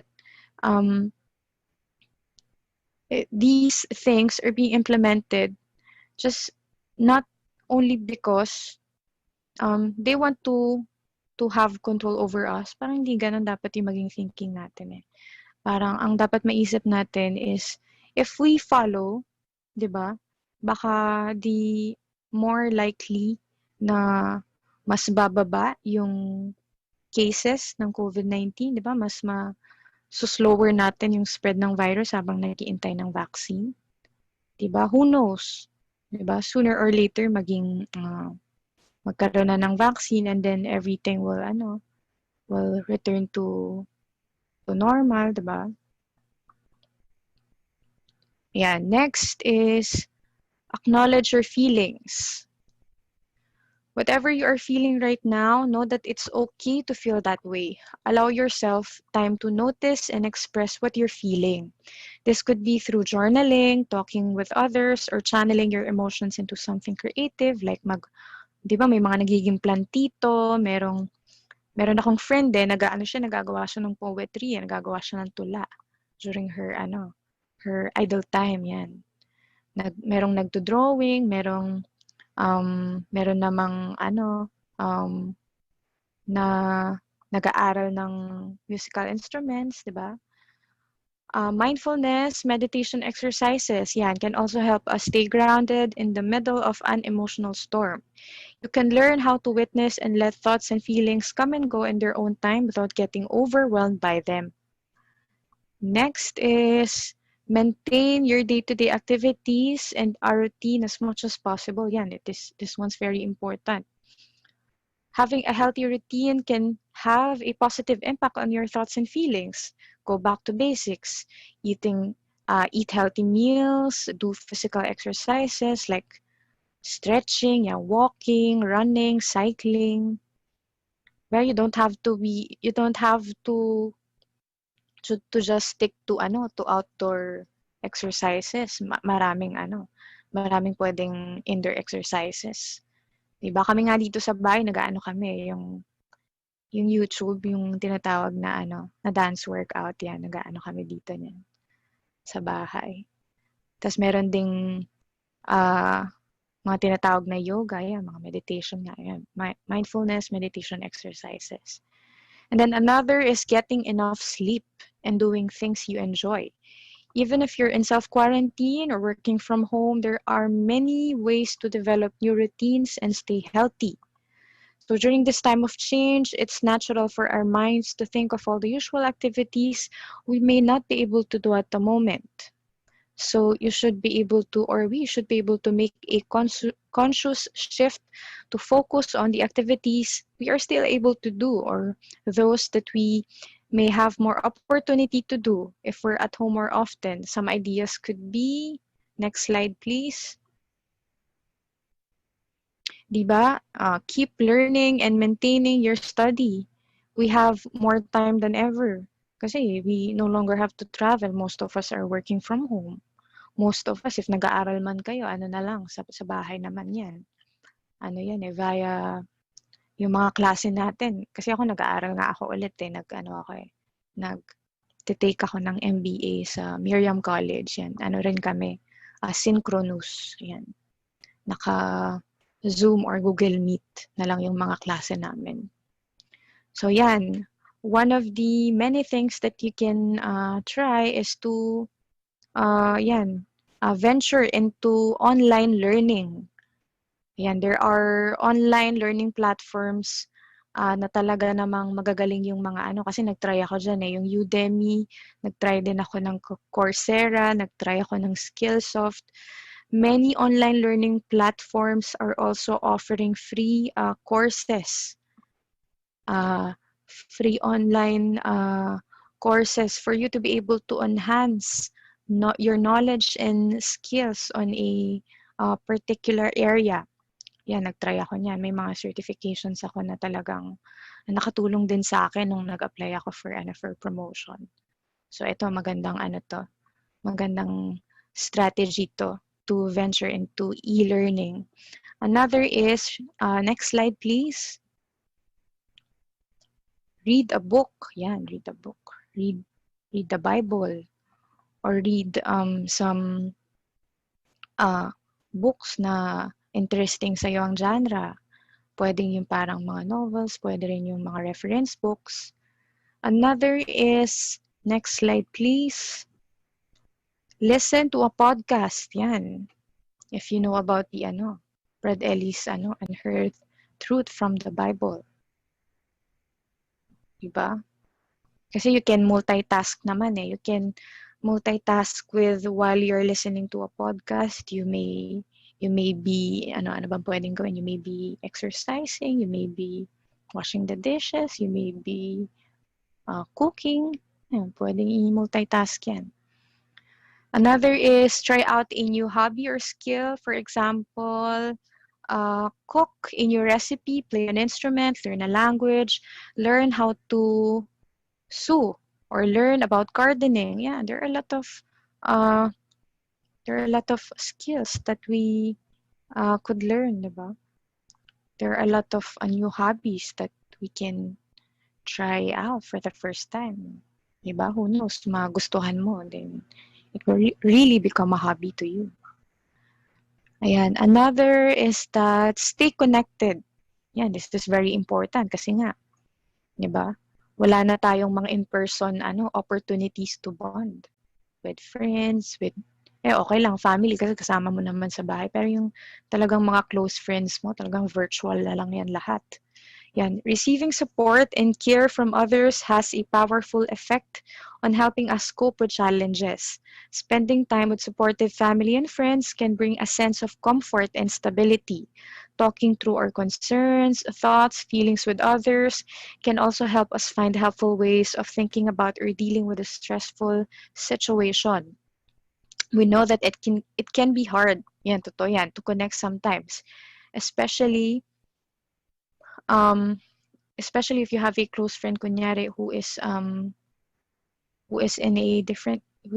in a country outside, ayun nga, who is in another country, especially at this time, minsan issue din yung internet connection.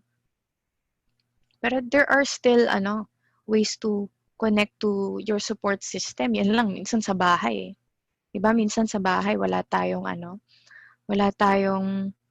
maraming time before, prior the pandemic, para makipag-bond sa family natin. Baka nga mas marami ka pang interaction sa mga kasama mo sa work or mga kasama mo sa school. 'Di ba? Baka minsan pagka galing mo ng school, diretso kwarto, di ka man lang bumaba, tumulong sa mga gawaing bahay. Ang ang social social interaction mo nasa mga classmates mo, nasa school or mga nasa kasama mo sa work. 'Di ba? This is the perfect time to really connect with our immediate family members. To know, 'di ba? Baka din di mo alam may immediate family member ka na who is currently going through a very stressful situation, 'di ba? A single, 'di ba? A simple expression of I'm here for you. If may kwento ka, if kailangan mo ng kausap, nandito ako for you, parang ganon. Yun i-contemplate natin if yan ba na sasabi natin sa immediate family members natin yan. So another is that remember that physical distancing does not need to mean social disconnection. There are many ways we can use technology to stay connected and both give and receive support remotely. Yan. Pwedeng mag-text, video chat with friends and family, share quick and easy recipes, start a virtual book or movie club, schedule a workout together over video chat. Magandang idea yan. Join an online group or peer forum.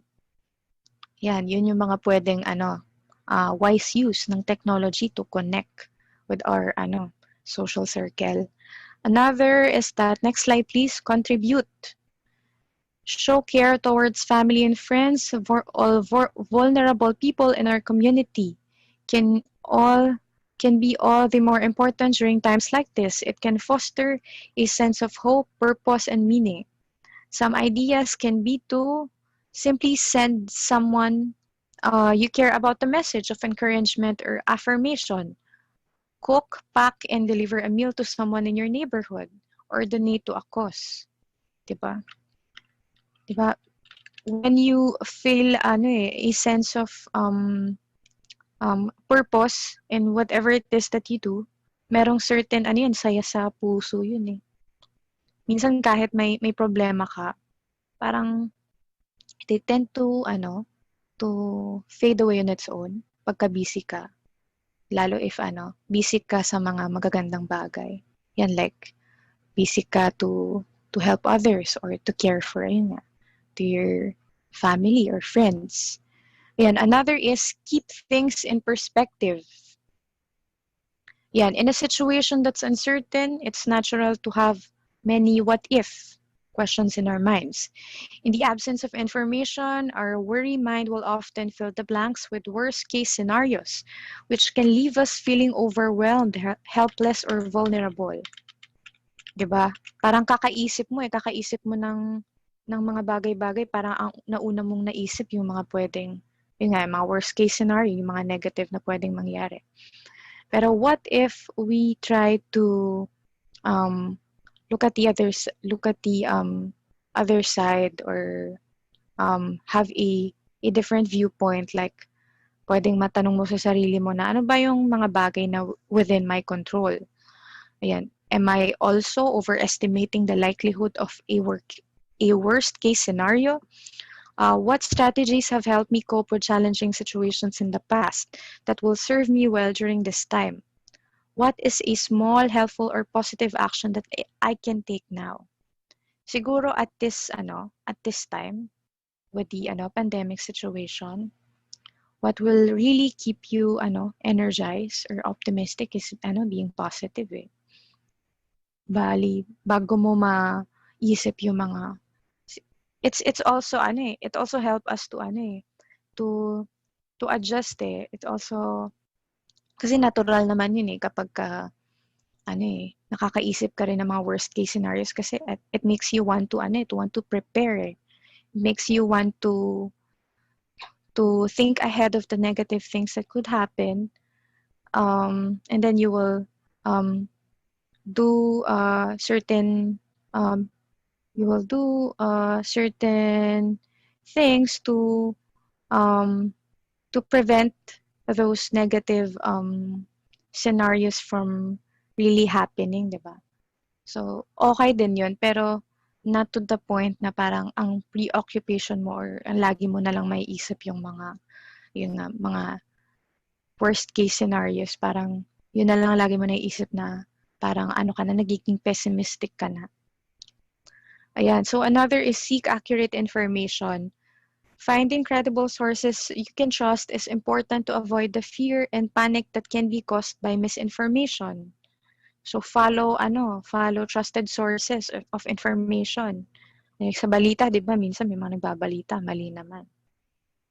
Meron ding sa social media, nako, marami diyang balita na hindi naman talaga validated.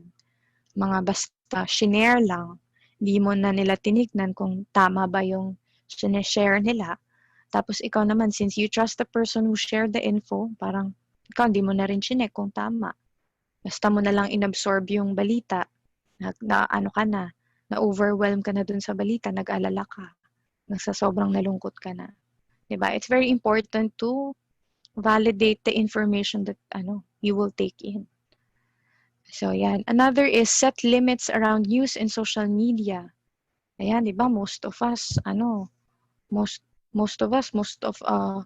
the spare time that we have, hindi nga actually spare time talagang we really find time for browsing our social media accounts. Diba? It's understandable to want to keep informed and prepared. Normal yon. At the same time, constantly reading, watching, or listening to upsetting media coverage can unnecessarily intensify worry and agitation. When you get the urge to check updates, see if you can pause, notice the urge, delay acting on the urge, let it pass without judgment.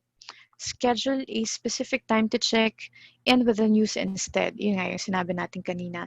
It's also okay to take breaks from conversations with others about COVID-19 and suggest talking about other topics. Yan, yun nga, yung sinabi natin kanina, like, it's very important to validate the information that we're going to take in.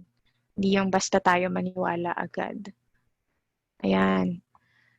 So now that we've learned on these strategies to be able to look after our own physical and mental well-being, let's now discuss on what to do when someone comes to you with a request for help.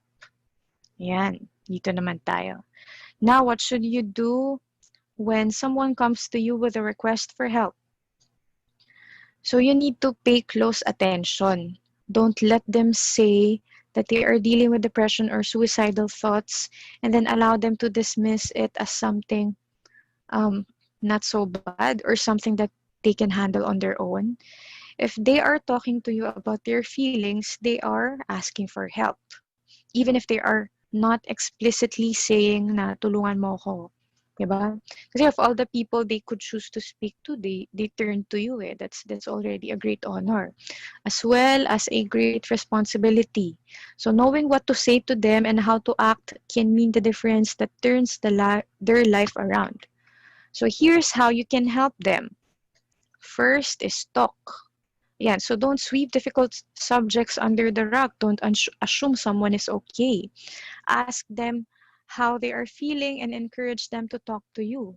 Let them know that you care and that you are there to listen to them. Hindi yung baka naman nag-approach sa'yo yung friend mo, parang gusto niya mag-open sa'yo. Tapos hindi pa niya natapos yung sentence niya, ano ka na agad. Tawag dito. Mag-interfere ka na agad, tapos ikaw naman yung mag-share.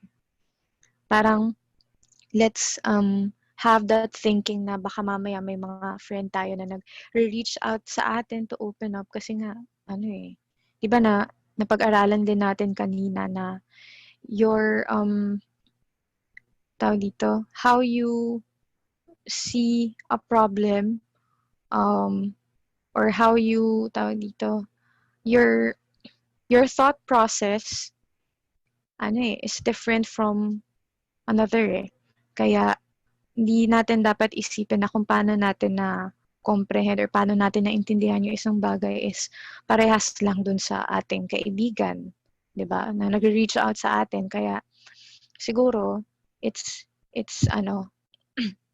better to let the person who reached out to you to talk first, to say whatever it is that is troubling him or her before it's your turn naman to share.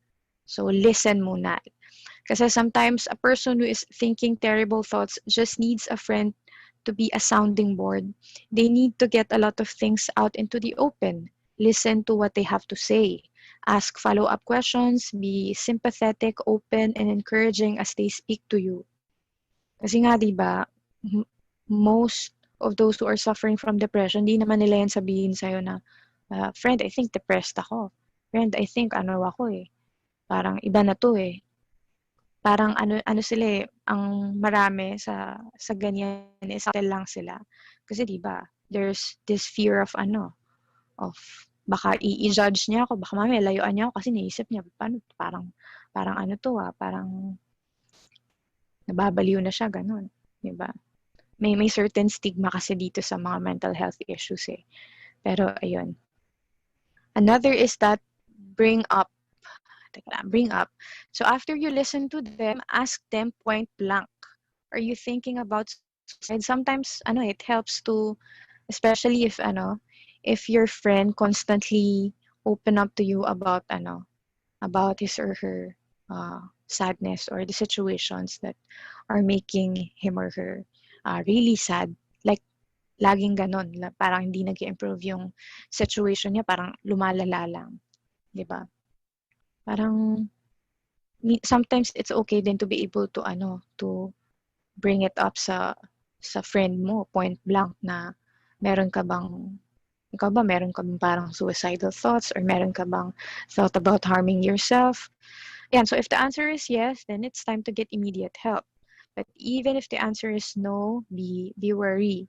Kasi someone going through a very difficult time might not want to burden you with the absolute truth of what they are really feeling. Kasi yan eh, pag nag-open yan sa'yo, minsan yan eh, parang filtered pa yan eh. Parang hindi yan exactly yung kung ano yung nararamdaman nila. Parang syempre, muna yan, kakapain muna yan kung ba to, magiging,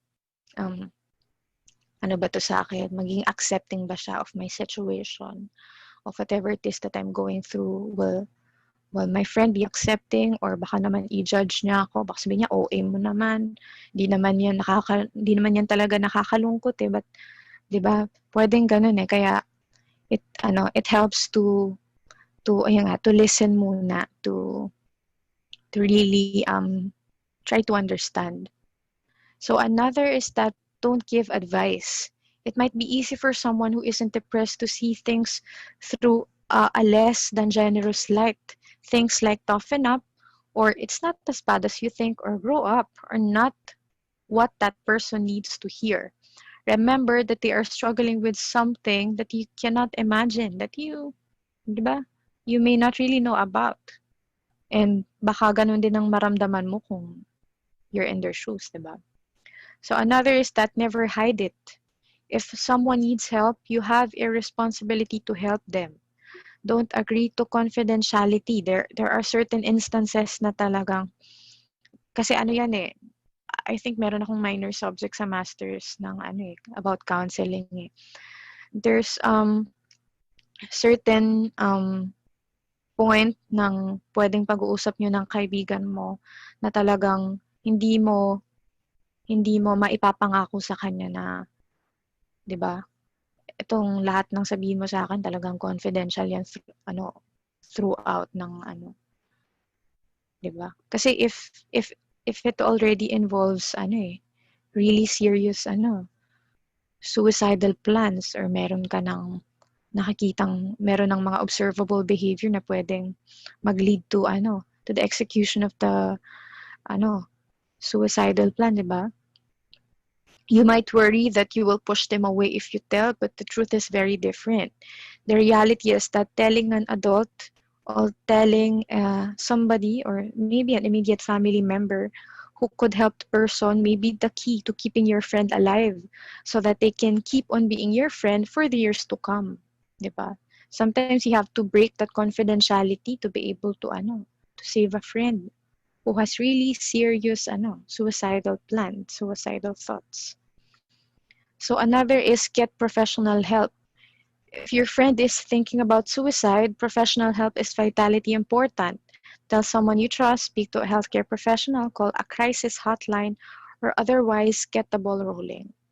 So yun, it's sometimes need the intervention of a professional to be able to to save a friend who is going through ganyang mga suicidal thoughts. Follow up. Once the plan for help is in motion, make sure your friend stays on track. If they need to take medication, encourage them to take it every day. If they need to go to counseling, make sure they get there. Siguro if, 'di ba? If you can um go there, if you can um if you have a kunyari if meron kang sasakyan, 'di ba? Drive them yourself if need be. Pwedeng pumunta ka doon with them, samahan mo sila. Accompany them um to a kunwari kung nasa school kayo, accompany your friend to your school counselor. Encourage them to do the things that will make them better. Yan. So another is, actually this one's the last, be there. Don't just say, call if you need me. Be the one to call them instead. Kunyari, initially, nag-reach out na sa'yo. You already have the idea na may, meron siyang suicidal tendency. 'Di ba? So, since alam mo na may ganun siya, may suicidal tendency siya, take the initiative to remove all methods of suicide from the home they live in. Possible yun if talaga kang close friend, or yun nga, you may sometimes need to break confidentiality. Or sometimes it can be in the form of making your own home a safe haven for them. Be there for them even after the initial crisis has passed. 'Di ba? Pwede namang kung kunyari magkapit-bahay lang naman kayo, if gusto mo ng kasama mo for certain activities, you can watch a movie together, we can reflect on a book we've read together, we can, diba? There are things you can do together to distract the person, to kind of redirect his or her focus kesa dun sa mga parang internal niya, mga pwede mo siyang ma-distract from, or pwede mo siyang ma-encourage to be able to to put up a fight sa kanyang mga internal battles. Ayan, so teka lang. Yan, we've discussed the strategies. Saan na ba tayo? Yan, so we've done discussing on the on what to do when someone comes to you with a request for help. Ayan, may nilagay akong picture ng magkaibigan. And then another slide has a picture of someone who still finds time to connect with his or her friends, yan, kahit virtual lang, via video conferencing. And then I was also able to include a picture of yung advocacy ng mental health awareness. So yan, change the way you think about mental health with these 3 words. Yan, by simply saying, how are you? Kasi too many people with mental health problems are made to feel ashamed, isolated, and worthless. So together, we can actually end mental health discrimination. So this is actually the time to change, when you already have the awareness, when you're already equipped with the knowledge about what depression or suicide is really about, the warning signs. Yan, meron ka ng knowledge. You can, it's finally for you to put those things that we've learned into practice. Kasi that's parang siya, wala siyang value if hindi siya practiced, hindi siya put into application. So yan, continuously support your friend by constantly saying na I'm here for you. Ayan. Next slide, please. Ayan, so To cap off this discussion on suicide and depression, I'd like to share with you. I found something on the internet, a letter um, written by a a girl who suffered from depression. This is a letter written for uh, those people who stuck or remained by her side during her depression. So I'd like to share this with you. Napaka ano nito eh. Baka heartfelt nitong sinabi ng friend. Ayan. Next slide please. So ayan. Medyo mahaba pero bilisan ko lang ang pagbasa. And so thank you for your kindness. You will never know how often the smallest gestures made the biggest difference. On days when all I could do was cry or others were all I wanted was to become invisible, your kindness mattered. Your listening ear, your gentle hug, your affirmation that I matter in this world all changed my outlook, or at least my day. It is in the smallest, quiet moments that my world slowly changes for the better. Yan, thank you for being there. There have been times when simply your presence in the room made me feel safe. Sometimes, just knowing in that moment I was not alone saved my life. How do I even begin to thank you for something so monumental? The words thank you seem so inadequate, and yet they are all I have to offer. You stuck by me when I felt like others went on about their own lives. You did not forget me or my suffering. Next slide. Thank you for all you have given up for me. I understand the sacrifices you have made for me. The time and effort you put into our relationship does not go unnoticed. I see the things you give up in order to help me survive and succeed. I know there are times you go without me, you go without to help me through my depression. I know I can never repay you, but please know I am eternally grateful. Without your sacrifice, I would no longer be here. Thank you for making the effort to reach out to me every day. Thank you for realizing that while I rarely ask, I often need help and support. Thank you for all you have done, all you have put up with, and all you will do in the future. In my experience, few are as faithful as those who stand by your side through depression or mental illness. I know how lucky I am to have more than one faithful companion on this journey. Thank you all. Thank you for everything. My depression is at bay for the moment, and I am able to write this thank you note. Please keep it with you, for it is only a matter of time before depression crashes down on me again. I will once again be too exhausted to speak, too broken to move, too ashamed to feel I deserve such wonderful friends and family. When that time comes, please be there. Please hold me. Please stay by my side. And please know that even when I cannot muster the courage to speak, I am always grateful. Thank you. So yan, that's about it that's about it. Ayan, I'd like to end my presentation dun sa letter kasi it's very heartfelt.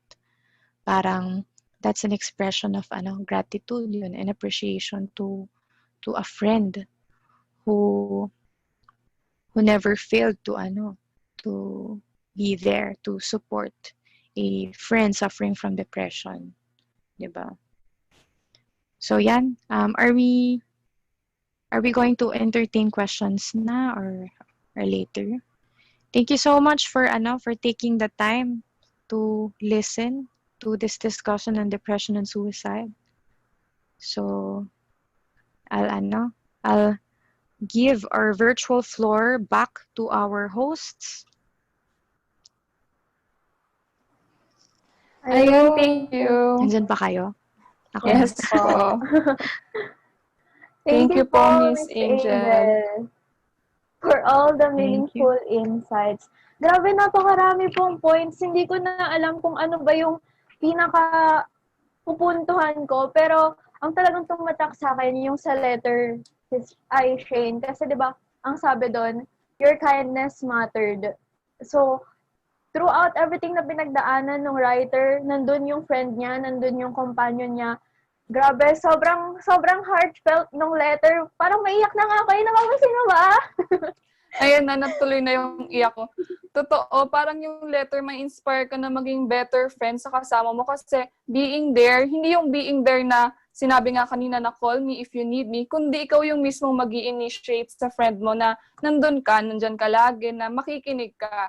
Tapos highlight din sa akin yung yung dun sa tips on how to, or ways on how to manage or talk to persons with suicidal ideation, na mas maganda na listen, tsaka talk and listen. Tapos kahit wag na muna yung don't give advice, more on listen talaga. Tapos i-bring up yung subject na yon, yung about suicidal thoughts. Kasi di ba iba natatakot sila na maibanggit yung suicidal thoughts kasi nakaka-trigger nga daw, Kelly. Ayun nga.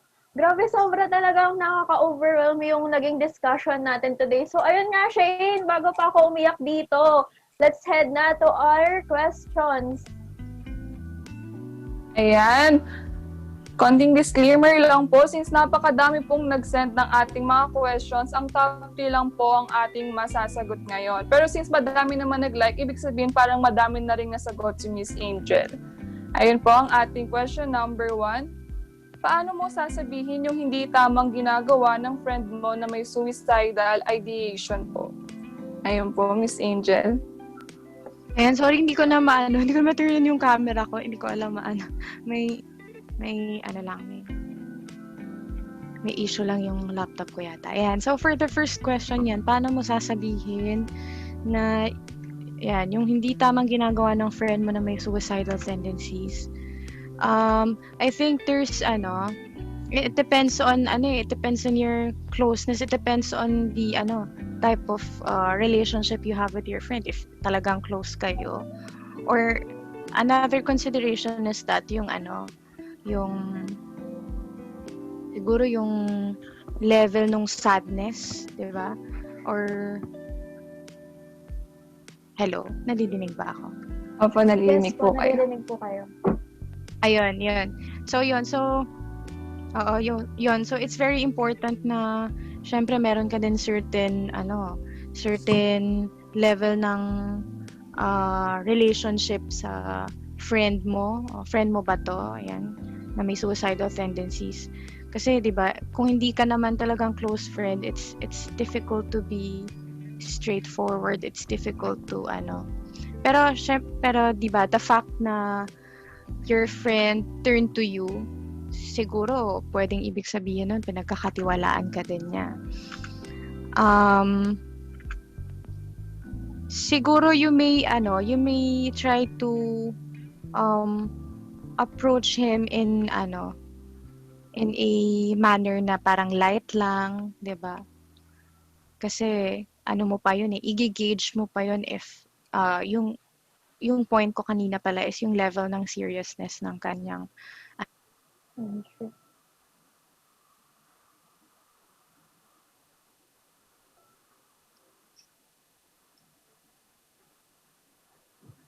Hello po, Miss Angel. Hello po. Mukhang nawala po si Miss Angel. Ay, Kelly, meron ka bang iba pang natutunan sa ating naging discussion habang wala si Miss Angel? Ayun nga, Shane. Kung yung sa suicide myths kanina, kung napansin mo, yung... na-disconnect ako. Ayun. Ayun na si Miss Angel. Hello po ulit. Hello po ulit.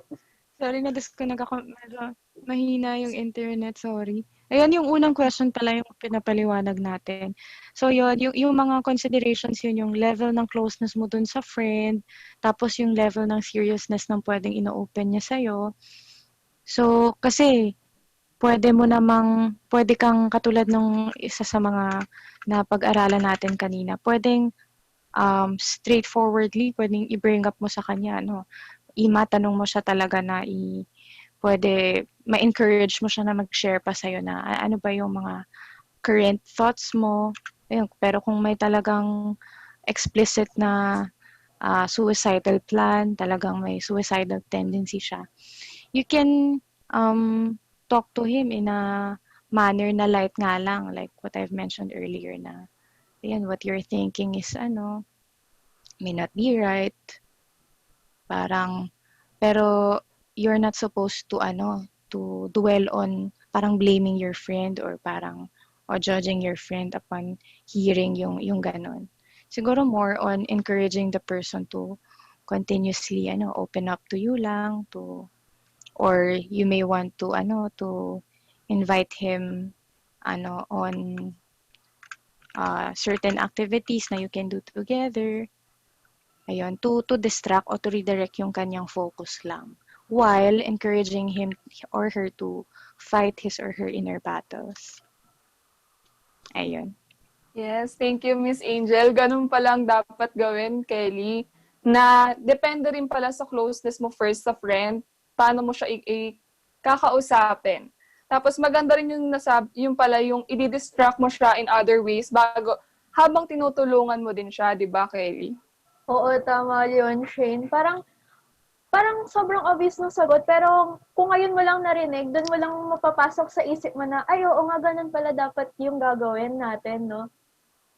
So, Yes, ayun, thank you, Miss Angel. Thank you, Miss Angel. Next question na po tayo.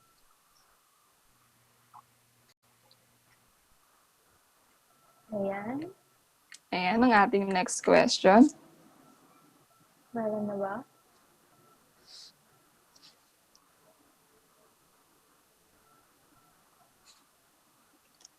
Ayan. Miss Kelly, ikaw na?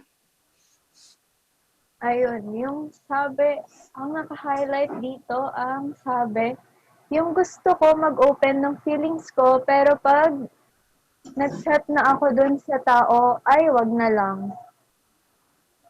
So, ayun. Bali ikaw yung yung nagtatanong siya yung may feeling na parang siya yung may feeling of sadness, parang ganon. Gusto niya mag-open ng feelings niya sa friend. Pero ang sabi niya, pero pag nag-chat na ako dun sa tao, ay wag na lang. Pag ganito, it's important din na we're able to to kind of select then who we open up to. Kasi baka mamaya nag-approach ka sa hindi mo naman masyadong close na friend, not parang failing to realize na you have your immediate family members, you have your parents, you have your maybe teachers or somebody who is really mature, who is really who's walked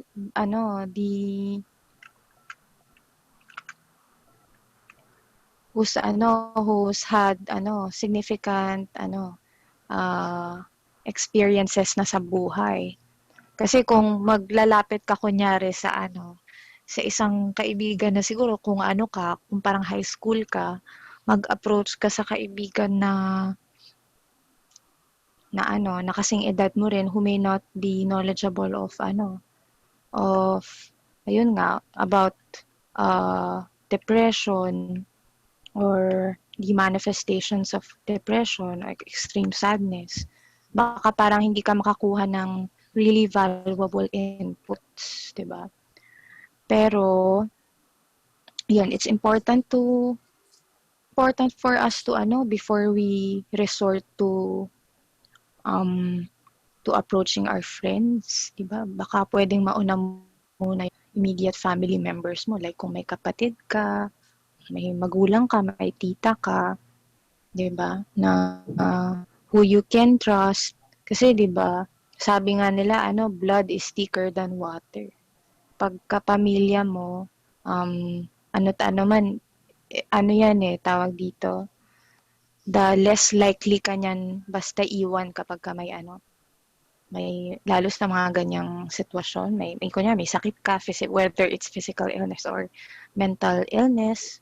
Diba? Pagka-pamilya mo, it really, sticks around. It sticks by your side.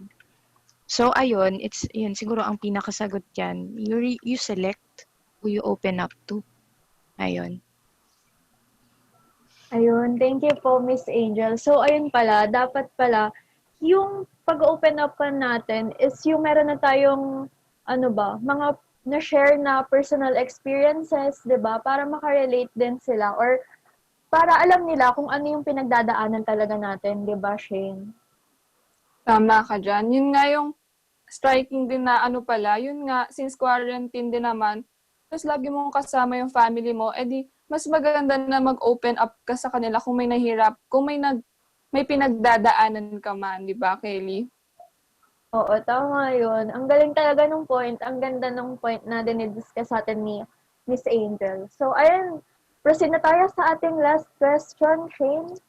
Ayan, ang ating last question ay, is it normal for a person to have an emotional and mental breakdown every night? If not, paano po ito ma-overcome? Ang question niya, yan, is it normal for a person to have an emotional and mental breakdown every night? If not, paano ko po ito ma-overcome? So, yun yung mga na-discuss natin kanina. Kasi yung kinuha ko yung concept paper for this talk. Ang primary focus natin kasi is, ayun nga, parang you being a friend to somebody who is, in need of of a friend who may, help him or her, battle yung kanyang, depression. Pero if you're the one who's suffering from, from the, ayan, if you're the one who's experiencing the symptoms of depression or kasi it's important din na na yung assessment mo. Kasi nga yun nasabi ko rin kanina, we sometimes have a tendency to to self-diagnose, 'di ba? Parang once na parang may sarili kang assessment dun sa current condition mo, parang you stick to that assessment of yours, failing to realize na baka mamaya yung mga araw-araw mong nakakasama sa bahay, kung sila naman ang mag-a-assess sa'yo, baka hindi naman talagang, hindi naman talaga siya mako-consider na disorder. Baka parang, lang siya, behavior. Kasi may difference yung behavior sa, sa disorder. Kasi masasabi mo yung disorder kapag parang, it stops you from your daily functioning. It hinders you from executing your daily routine, kunyari ganyan. Pero if talagang extreme na yan, talagang manifestation of a disorder or of a mental illness, kunyari, di ba, it's important yung nasabi nga natin kanina, yung it's important for you to be able to then, lalo itong pandemic, yung mga regulations na implemented ng government, hindi tayo halos makalabas, 'di ba? Nakakasad 'yun eh. Or hindi natin makausap yung mga friends natin, maka-interact in person. Minsan mag-try ka mag-reach out virtually, minsan unavailable. Yun yung mga challenges ngayong pandemic. Pero you should also know na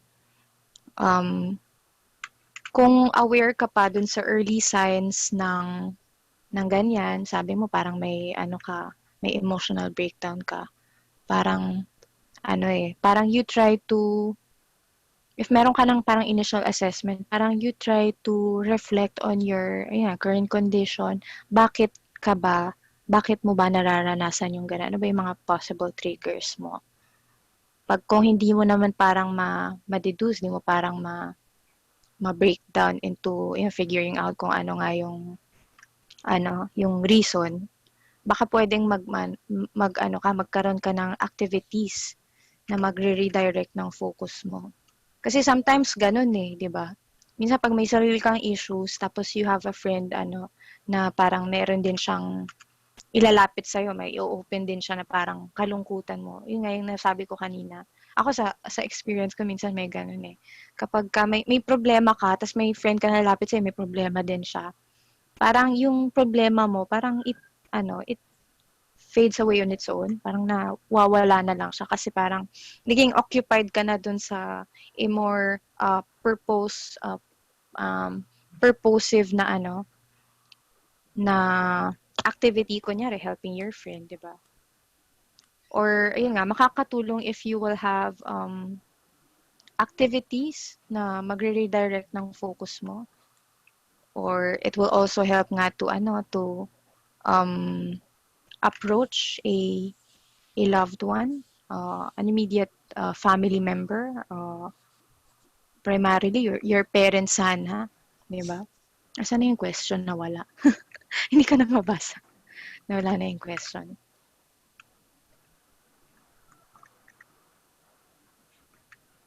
Ayan. So, yan yung ano siya, yung may mental breakdown na yung tawag niya eh.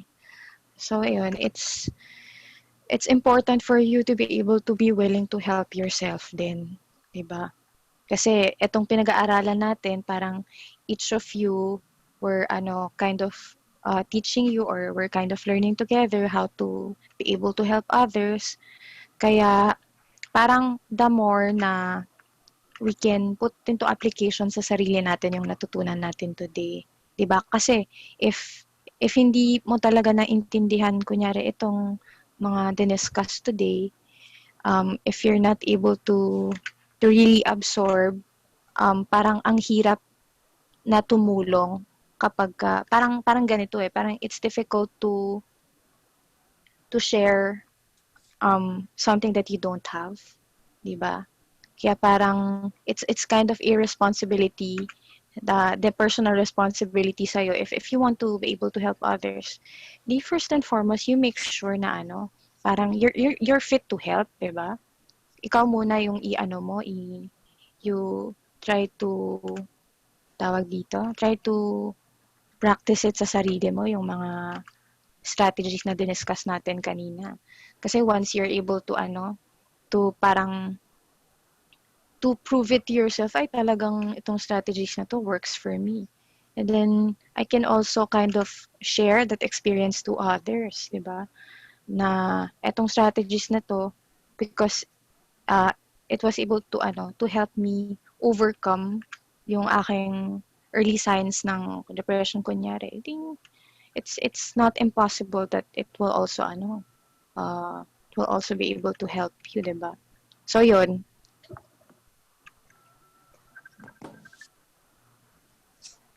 Ayun po, Miss Angel, ganun po pala. Pero napansin ko nga din kanina na parang all-in-one yung naging discussion, kasi hindi lang about caring about others, pati yung ourselves. May mga tips na itinuro kanina si Miss Angel na para yung mga anxiety and stress, hindi na siya maging turn into depression, and worse, magkaroon ng suicidal thoughts. Diba, Kelly?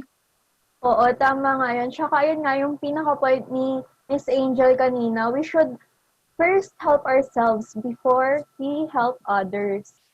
So, ayun po, Miss Angel. Thank you po sa inyong time. And that concludes our Q&A, Shane. Thank you, Shane and Kelly. Meron po palang pahabol, Miss Angel, kung pwede po sana isa pa pong hirit. Go! Ano daw po yung pwedeng hotlines or places na pwedeng tawagan? Kung sa yun nga po, may mga mental issues po na kailangan pag-usapan. Actually, nagkaroon kami ng meeting one time sa bread servants, sa Brotherhood or sa Bread Alumni. Meron kasing isa sa mga kakilala yata na merong immediate family member na talagang meron siyang diagnosed by a professional na meron siyang mental disorder.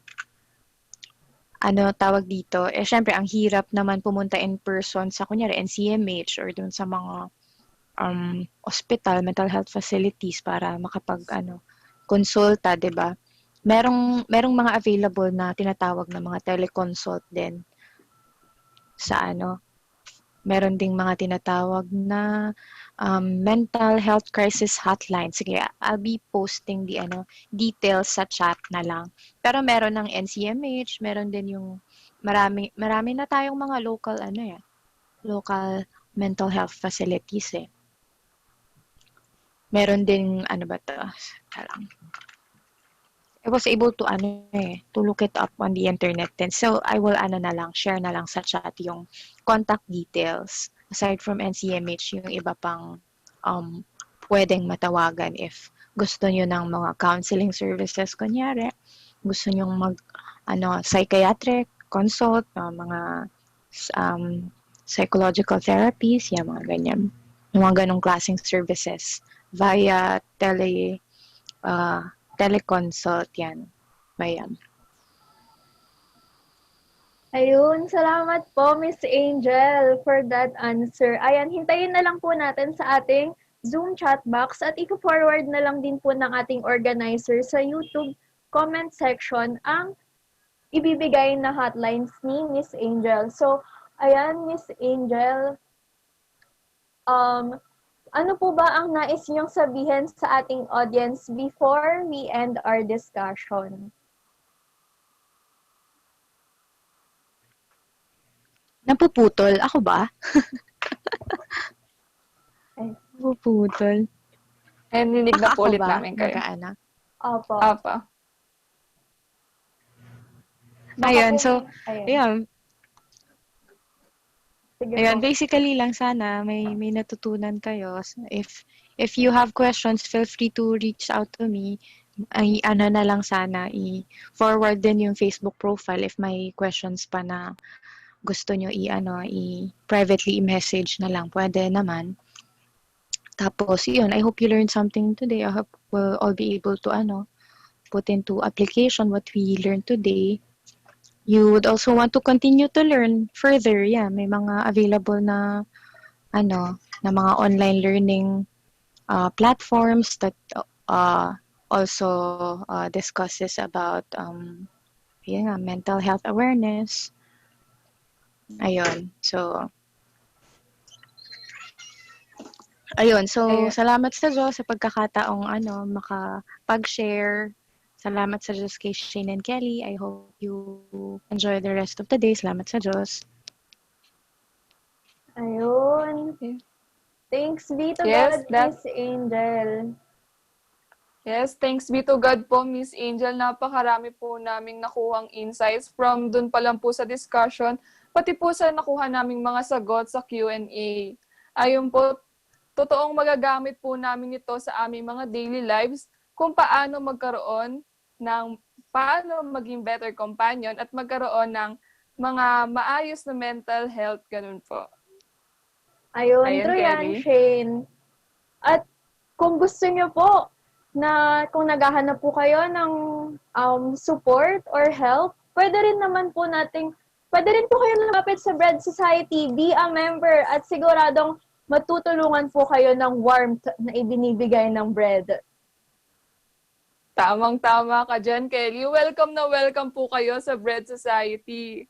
Malaking tulong po ang pagkakaroon din ng org at mararanasan nyo po ang pagkakaroon ng warmth, diba, Kelly? Yes, true yan, Shane. So, ayun nga, let's proceed na to our next discussion. So, as we all know, tayo ay kilala bilang Bible Reader Society. Kaya dapat Yes, so sa Bible Reader Society, kailangan naman ay malaman natin patungkol din naman kung ano sinasabi ng Bible patungkol sa pagiging better companion sa ating mga kaibigan. Kaya without further ado, nandito po ang isa sa mga advisor ng Bread Society International, Mr. Arnold Saludes. Hello po.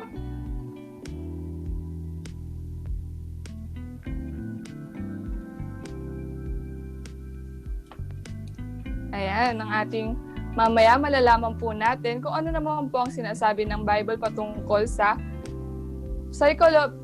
sa on support and companionship in this time of distance.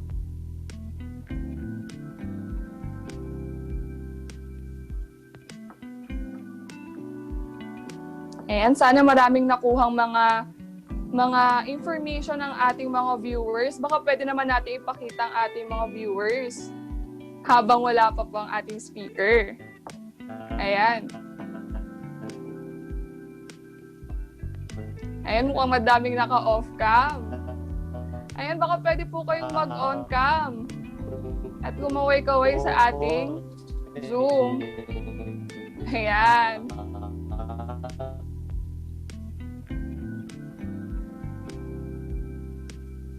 Welcome po sa ating event.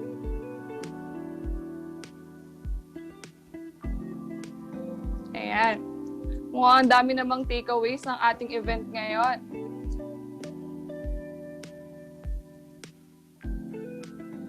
Mukhang ready na rin po ate ang ating bread advisor.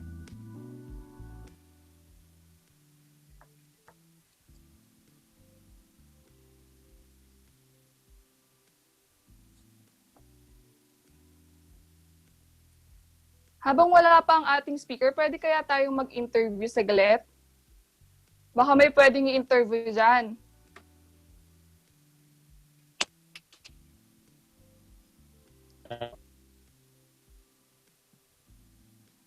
Mukhang meron po tayong kaunting technical difficulties.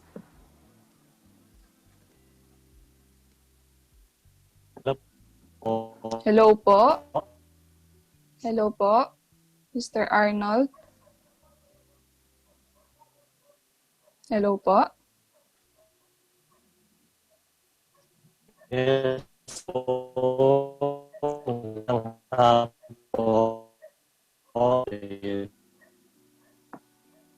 Hello po.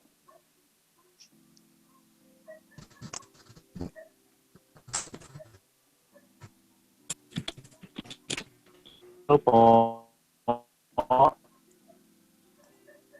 Hello po, medyo mahina po ata ang signal po. Medyo choppy po. Basa muna tayo ng Hello po. Basa muna tayo ng tweets habang wala pa po at inaayos pa po ang connection ng ating speaker. Ready na po ba ang tweets? Ayan! Mula kay Unworthy Cheska, I share Bible verse to my friends to make them feel comforted. Hashtag virtual Yakap. Ayun. Bible verse, isa din malaking bagay para makomfort ang ating mga friends in this time of distance. Siyempre sa social media, since yun lang naman pinaka-main natin ngayon.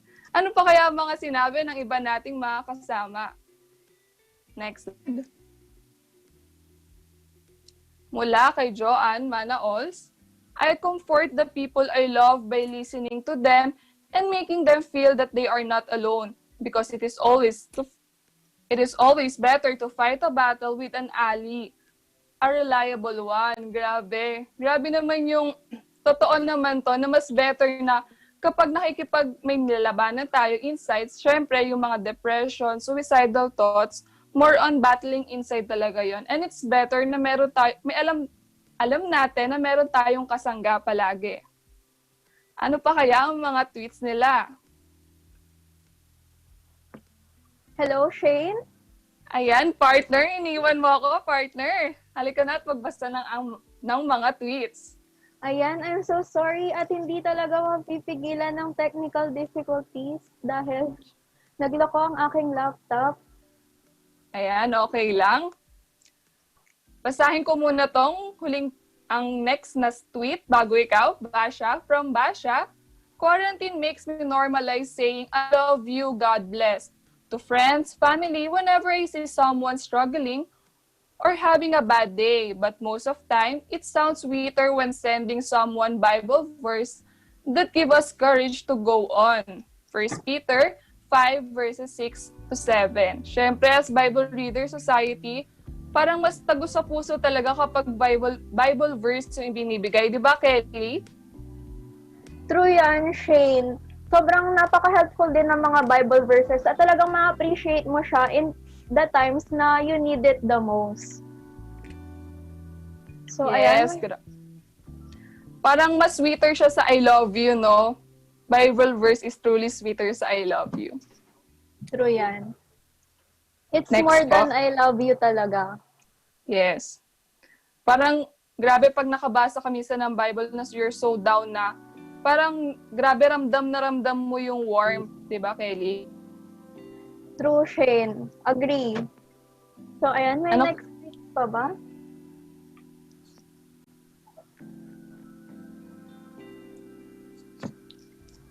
Ayan, ano kaya ang next tweet? Ayan, Kelly. Ayan, mula kay Danica Marie. I persist on asking them, hey, what are you up to? And I suggest them certain songs to listen with. And I sometimes crack a joke to make them laugh. Hehehe. Hashtag virtual yakap. Ayun. So, nagre-recommend naman po pala si Ate Danica ng mga songs. Grabe, nakaka-flatter yun yung bigyan ka ng song recommendation. Yes, true. Grabe, parang effort na rin yun na nabigyan ka ng song recommendation. Tsaka syempre, maganda rin na magbigay ng joke-joke. Syempre, yun nga na-distract yung mga iba nating thoughts, napapasaya din tayo. Ano pa kaya ang kanilang mga tweet? Ayan, ito muna ang last tweet na ating babasahin, Shane. And then, let's proceed to our next discussion. So, mula kay Winrar. Sabi niya, may kaklase ako na depressed kasi madami siyang bagsak na subjects at nahihiya na siya pumasok. Chinachat ko siya para lumakas loob niya at sinishare ko na kahit ako man din na may mga bagsak din para malaman niyang di siya nag-iisa at may kasama siyang madedelay. Hashtag virtual yakap. Wow. So, ayun. Ganun pala, pinapakita ni Winrar ang kanyang support sa kanyang friend. Aswan tayo dito. Yes, aswan na babagsak or ulit. Char. Medyo light to Ano to? 1 or 5 pala to. Ayan, mukhang konti pa lang na screenshot na ang ating mga kasama sa Twitter. Pero feeling ko napakadaming nag-tweet, no, Kelly? Oo, kasi sobrang relatable ng ating topic ngayon, Shane. So, cut muna natin ang pagbabasa ng tweets at balikan na lang natin ito later. Yes, hello po. Hello po, Mr. Arnold. Yes po, Ma'am Shane. Rinig na po Kelly. kayo. Rinig na po ako. Apo. Salamat po Salamat po sa discussion po na ibinahagi po ni Sis Angel Enriquez. Very, ano po yun, batawag doon. Nakaka-uplift po ng spirit ng mga kapwa natin para maiwasan po yung ating pong mga depression at pati po yung suicide na sinasabi sa Biblia. Sinasabi nung diniscuss niya ni Sis Angel. Sis Angel, kamusta mo po ako sa magulang mo? Good Arnold, hello po. Hello. Musta? Ikaw pala resource person nila. Ganito po mga kapatid. Tuloy-tuloy na po tayo. Yung one of na diniscuss po ni Sis Angel, actually, kung mapapansin nyo po dun sa mga survey na ating po mababasa sa internet, ang mga nag-suicide mostly sa mga countries po na first world o ibig sabihin mga developed countries. Ang kasama po dyan, katulad po ng Sweden, Russia, Japan, mostly sa mga Europe, saka Western world, mga kasama. Ano po ibig sabihin nun? Ibig sabihin talagang yung depression, pati po yung suicide, wala naman pong pinipili na quality na tao, wala naman po siyang pinipili na status ng buhay ng tao. Basta yung suicide po, mostly, karamihan po dyan yung mga bansa po na hindi naniniwala sa Diyos. Yung po ang pinaka-conclusive evidence po natin mga kapatid. Kaya meron tayong mababasa po sa Biblia, kung titignan niyo po ito, JP, pakilagay po sino bang atin pong Meron po tayong mababasa sa Biblia sa Apokalipsis 3 at 17. Pakilagay po sa ating pong screen, mga kasama. Sabi po rito,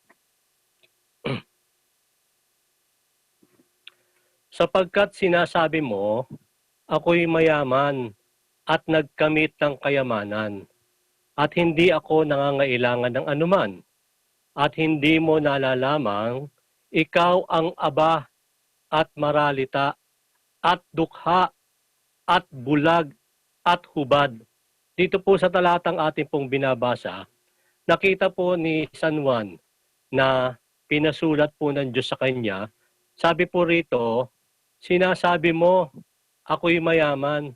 Pinabanggit niya po rito yung mayaman po sa sanlibutan o yung mga successful po in terms po dito po sa buhay nito, sa mundo. O, at nagkamit ng kayamanan at hindi ako nangangailangan ng anuman. Alam niyo po yung thinking ng mayayaman? Ang thinking po nila, wala siyang kailangan na anuman kanino man. Basta alam nila, successful po sila, matayog po yung kanilang mga pag-iisip. Diba, ganun nga ang nangyari kay Satanas. Dahil sa katayugan ng kanyang pag-iisip, nagpalalo siya. Gayon din po yung mayayaman sa buhay na ito. Karamihan sa kanila, mostly hindi naman natin po nila lahat. Ang karamihan sa kanila, ang thinking po nila, hindi ako nangangailangan ng anuman. Yon. Pero, kung titignan po natin yung assessment po ng Diyos, sabi po ng Diyos dito, hindi mo nalalamang ikaw ang aba at maralita at dukha at bulag at hubad. O, sa Diyos pala yung mayayaman, basta hindi kumikilala sa Diyos at ang kanilang thinking ay hindi sila nangangailangan ng anuman, sa Diyos pala ang assessment po niya dyan sa mga taong yan. Mga aba, maralita, dukha, at bulag, pati na hubad. O, spiritually, yun po yun. Kaya meron mga tao successful in life in terms of this world, but is spiritually a failure. Yun po yung binanggit po ni Bes, mga kasama. Bakit? Kasi karamihan po dyan, mga ateista, hindi po naniniwala sa Diyos, mga kasama. Kaya karamihan po niya, kung titignan niyo po yung binanggit po ni Sis Angel po kanina, sa World Health Organization, yung mga causes ng suicide, saka yung mga bansa po na nangunguna na may pinakamaraming suicide, karamihan po dyan mga bansang mga ateista o hindi naniniwala sa Diyos. Alam niyo po sa Japan, yung pong napapanood kung kayo po ay followers po ni Nas Daily. Di ba meron si Nas Daily, NAS. Sa Japan po may bundok po sila doon. Bundok na tinatawag na suicide. O, ang ginagawa po doon, halimbawa, nag-failure yung isang tao. Mataas kasi ang thinking ng mga tao sa hapon eh. Mataas ang goal setting po nila eh. Halimbawa, kukuha ng board exam, hindi nakapasa, tapos sa trabaho, papasok ng trabaho, hindi na-meet yung kanyang gusto. Tapos yung mga business na nag-failure yung business. Meron po doon bundok sa Japan. Ang ginagawa po, nagpapakamatay po yung mga tao doon. Talaga may bundok siya. Na Suicide Mountain yun. Ang tawag. I-search niyo po sa internet. Makikita niyo. Kahit sa YouTube meron po nun. Makikita niyo po yun.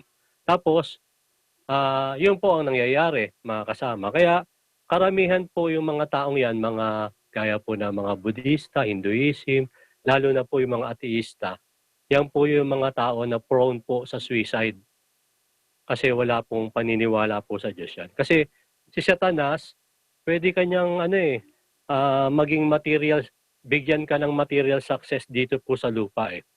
Nakapagbibigay ng material success sa tao si Satanas.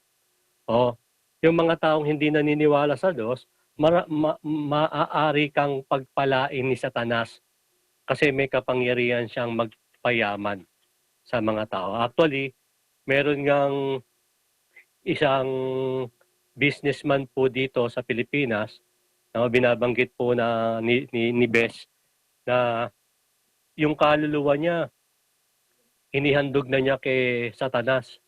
Payamanin lang siya o maging successful lang siya.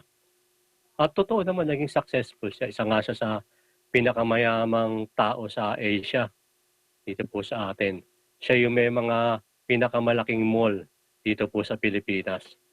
No, isipin niyo na po yun kung sino po yung may mga pinakamalaking malls dito po sa Pilipinas. Yun po. Kaya yun po, yumaman talaga siya dahil yung kaluluwa niya, inihandog na niya kay Satanas para maging successful lang siya. Kaya yun po, yung sinasabi po ng Biblia, no? Yung pong mayayaman, sila po ay aba, maralita, dukha. bulag at hubad. No?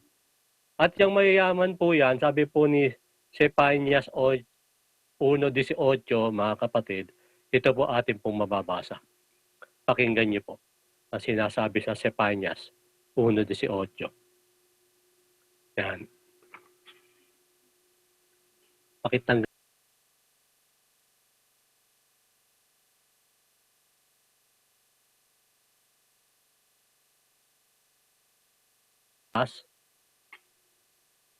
kahit ang kanilang pilak o ang kanilang gintuman ay hindi makapagliligtas sa kanila sa kaarawan ng kapuotan ng Panginoon, kundi ang buong lupain ay masusupok sa pamamagitan ng apoy ng kanyang paninibugho, sapagkat wawakasan niya, isang kakilakilabot na wakas nilang lahat na nagsisitahan sa lupain.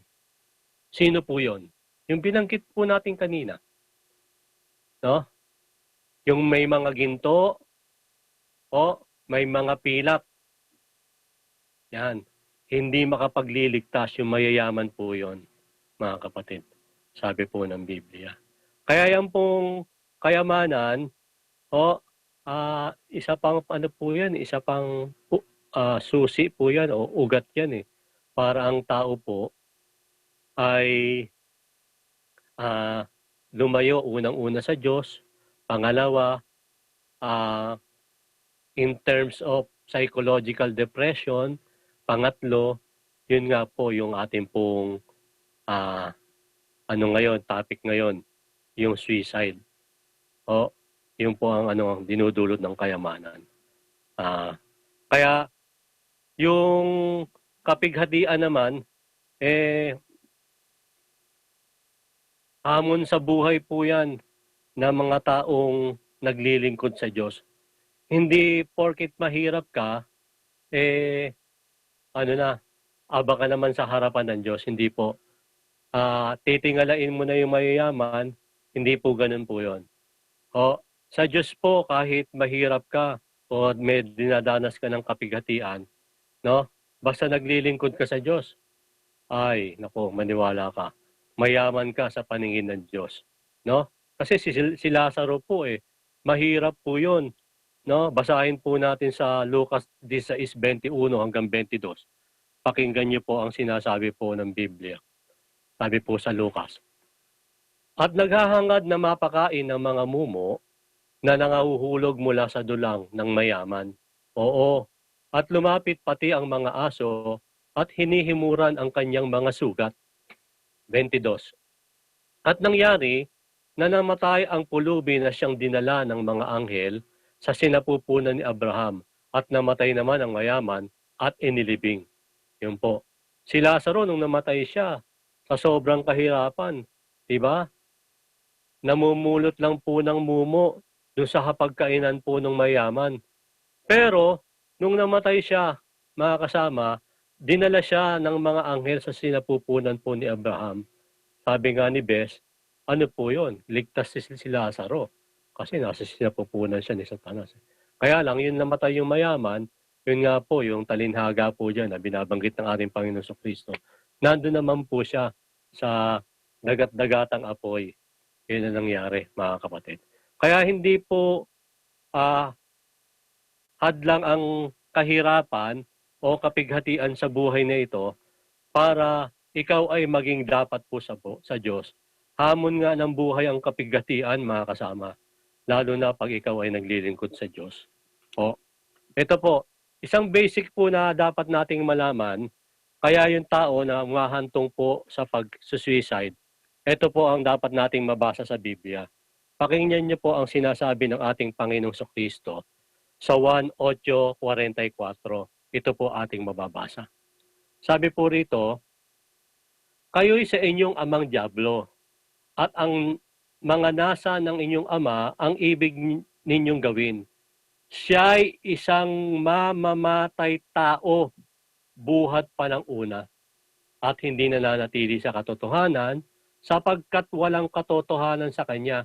Pagka nagsasalita siya ng kasinungalingan, ay nagsasalita siya ng saganang kanya, sapagkat siya'y isang sinungaling at ama nito. Yan.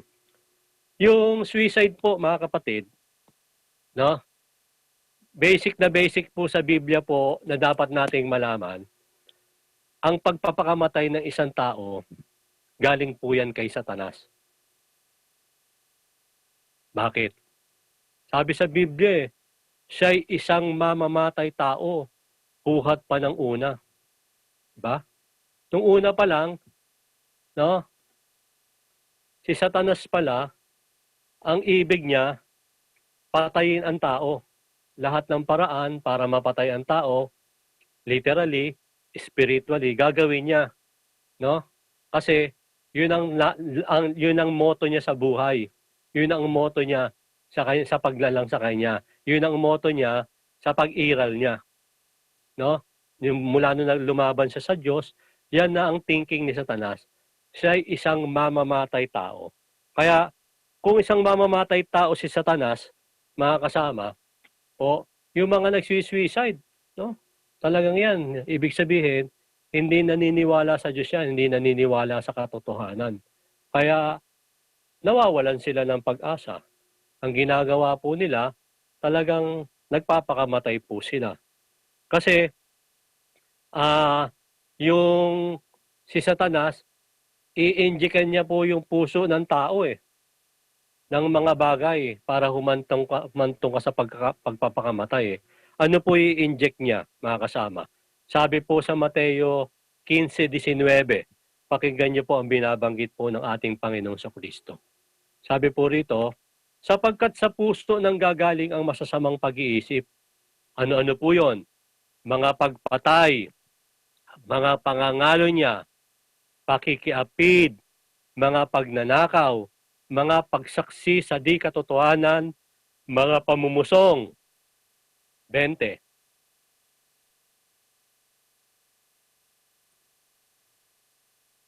Ito ang mga bagay na nakakahawa sa tao. Datapwat ang kumaing hindi maghugas ng mga kamay ay hindi makakahawa sa tao.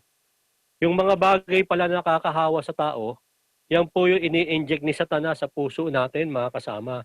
Diba? Balik niyo po sa 19. Ano-ano po yon? Isa-isahin po natin. Yung pumatay, pagpatay. Pangalawa, pangangaloy niya. Pangatlo, pakikiapid, mga pagnanakaw, pagsaksi sa di katotohanan, mga pamumusong. No? Kaya yung suicide po, yan, literally, ano ba yun? Psychologically, yung diniscuss po ni Mrs. Angel, one side lang po yon sa kalakaran po ng medisina na pinag-aaralan po ng tao.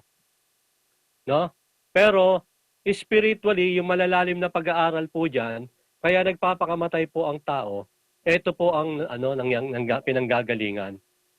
Pinanggagalingan po niya, udyok po ni Satanas kasi si Satanas, mamamatay tao buhat pa ng pasimula. Nakukuha niyo po, Sis Kelly. Hello. Yun. Brad Paul. Okay ha. Kaya yan po. Yan ang basic po dyan. Si Satanas po, mamamatay tao. Bakit may mga taong humahantong sa pagpapakamatay? Sa pagsisuicide? No? Tandaan po natin, ang Diyos po ay hindi nagbibigay ng problema sa tao. Ang tao ang gumagawa ng problema sa kanyang sarili. No? Halimbawa, bigyan natin halimbawa. Sa pagkain na lang, sino ba ang mahilig kumain sa inyo? Sa pagkain, no? Bakit nagiging diabetic ang isang tao? Kasi mahilig siya sa matatamis. No? Bakit nauubis ang ilang mga tao? Kasi sobra-sobra siyang kumain. Only rice. Saka eat all you can. Yon. Kaya yon, naging obese. Kaya nagkakaproblema siya. Bunga nung kanyang kapabayaan, bunga ng kanyang kagustuhan na kumain ng marami, tumaba siya ng tumaba. Lumaki siya ng lumaki. Yun, naapektuhan na yung puso niya, nagkaroon po ng hypertension, nagkaroon po ng high blood, nagkaroon po ng diabetic, nagkaroon po ng sakit sa bato, sakit sa atay. Sunod-sunod na at anong sakit niya. Ibig sabihin, mga kasama, ang tao po, siya talaga ang may kakagawan, kaya siya nagkakaroon ng problema. No? Marami namang pwedeng kainin di ba? Gaya po ng mga prutas, high in fiber. Makakatulong sa digestive system mo yan. No? Marami mga bagay, instead na mag soft drinks ka, meron naman pong tubig. O kaya may mga juices naman na pwedeng mainom. Maraming bagay po. Kaya yan po, kaya po ang tao humahantong sa pagpapakamatay kasi siya mismo ang gumagawa ng problema sa sarili niya. Gets niyo po mga kasama. Ano-ano po ang causes ng pagpakamatay ng tao? Yan, diniscuss na po kanina yan ni Sis Angel. Pero spiritually, meron tayong mga mababasa sa Biblia na mga causes po kung bakit nagpapakamatay isang tao. Unang-una, makitid ang isip. No? Limitado ang isip niya. Ayaw lumapit sa iba para humingi ng tulong. Narinig ko po yan, diniscuss po ni Sis Angel kanina. Yun po yun. Pangalawa, natatakot harapin yung totoo. Duwag siya na harapin yung totoo. Walang courage. Hindi siya courageous. No? Pag dumating sa kanya yung problema, wala na, nadidepress na siya. Pinanghihinaan na siya ng kalooban. Ang terms na pinanghihinaan siya ng kalooban, yun na, hahantong na po siya sa pagpapakamatay. No? Kaya, yun.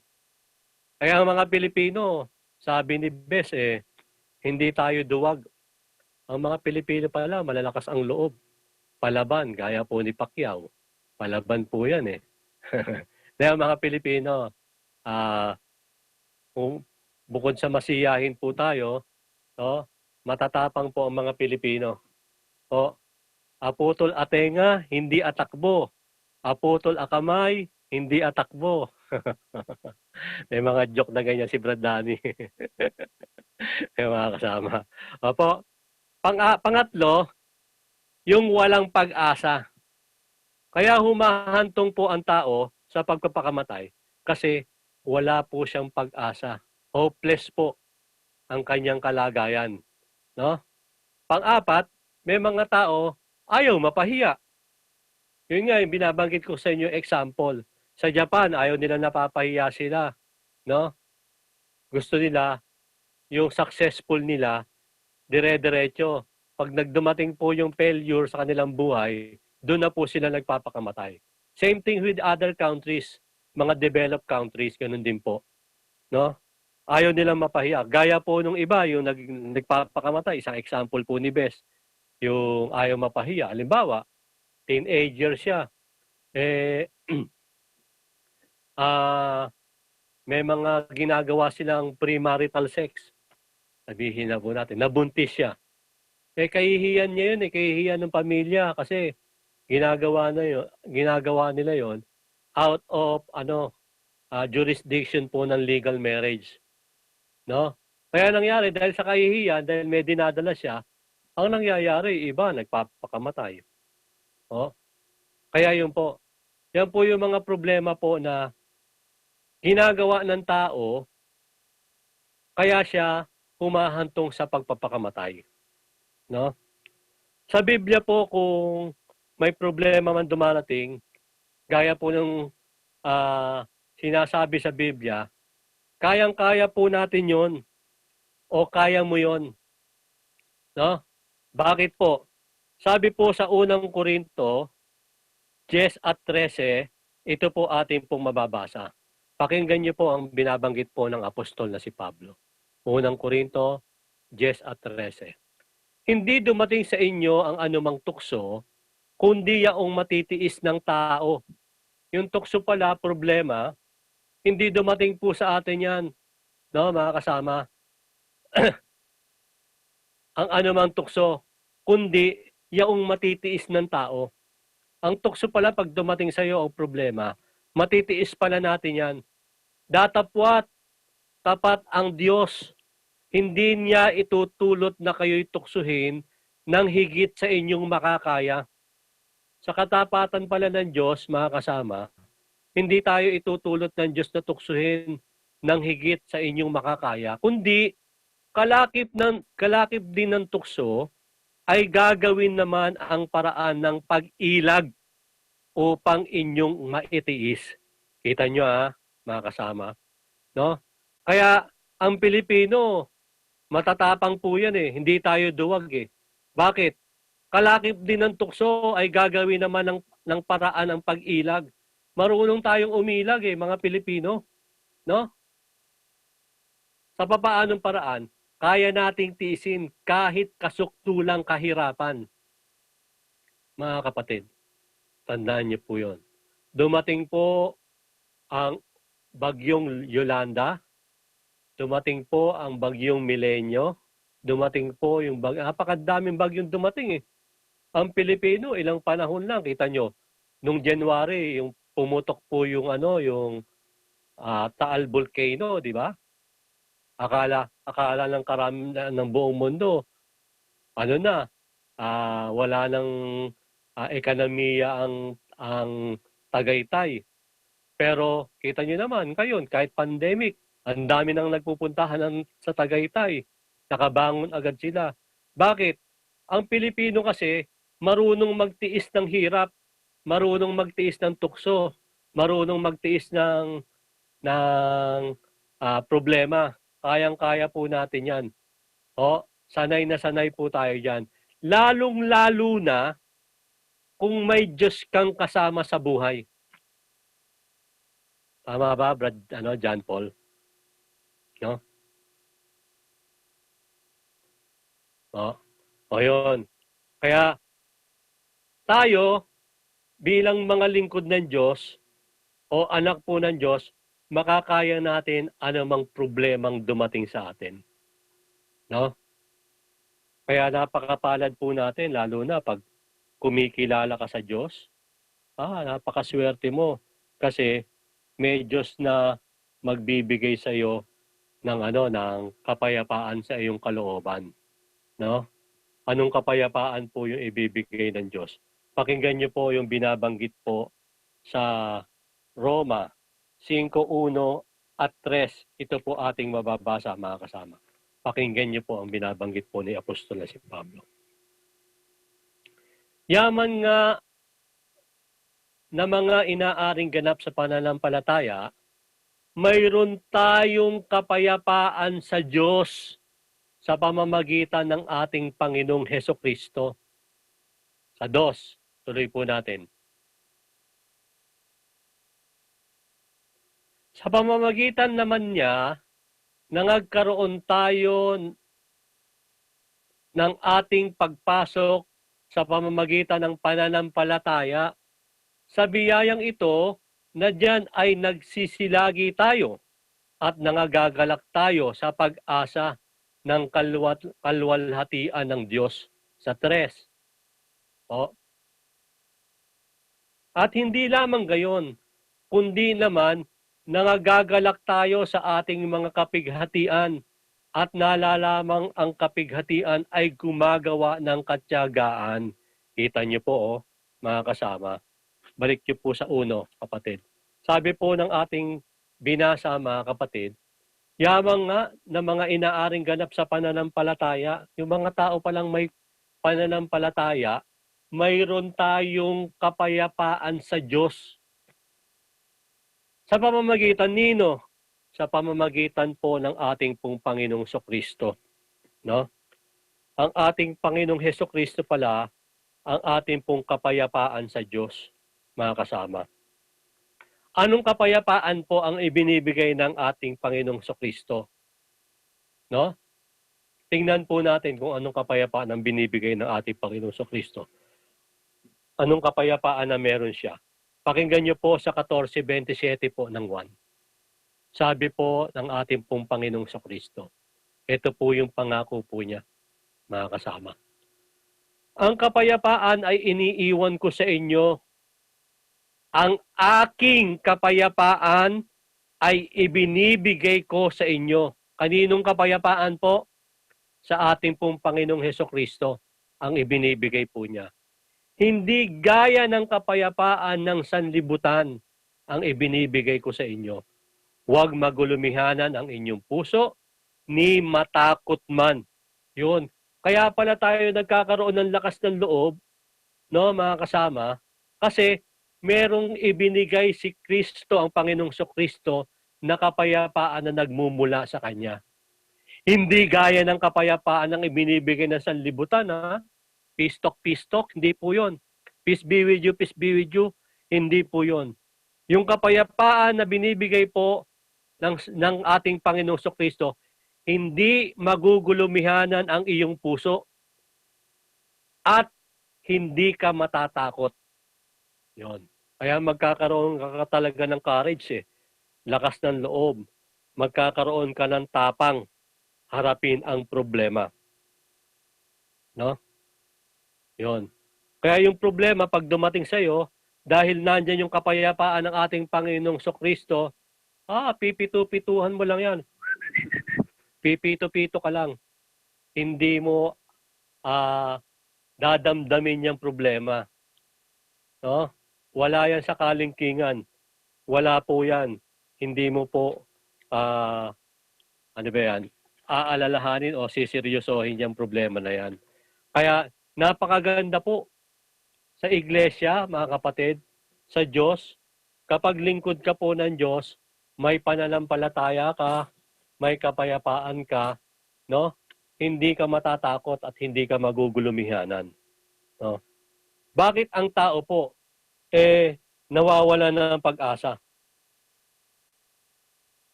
No? Tanungin po natin ang Biblia, no? May mga tao nawawalan po ng pag-asa sa buhay. Bakit po? Kasi itong mga taong to walang pananampalataya sa Diyos, no? Yung pananampalataya sa Diyos, siya po ang nagbibigay po ng kapayapaan sa buhay at pag-asa. Pakinggan niyo po sa Hebreo 3 at 6, ito po ating mababasa, mga kasama. Sabi po rito, datapot si Kristo gaya ng anak ay puno sa bahay niya, na ang bahay niya ay tayo, kung ating ingatang matibay ang ating pagkakatiwala at pagmamapuri sa pag-asa natin hanggang sa katapusan. Yon. Napakaganda mga kasama no? Kaya pala ang tao nawawalan ng pag-asa kasi wala po silang matibay na pagkakatiwala at pagmamapuri sa pag-asa. O, ibig sabihin, talagang walang pananampalataya yung mga tao pong yun.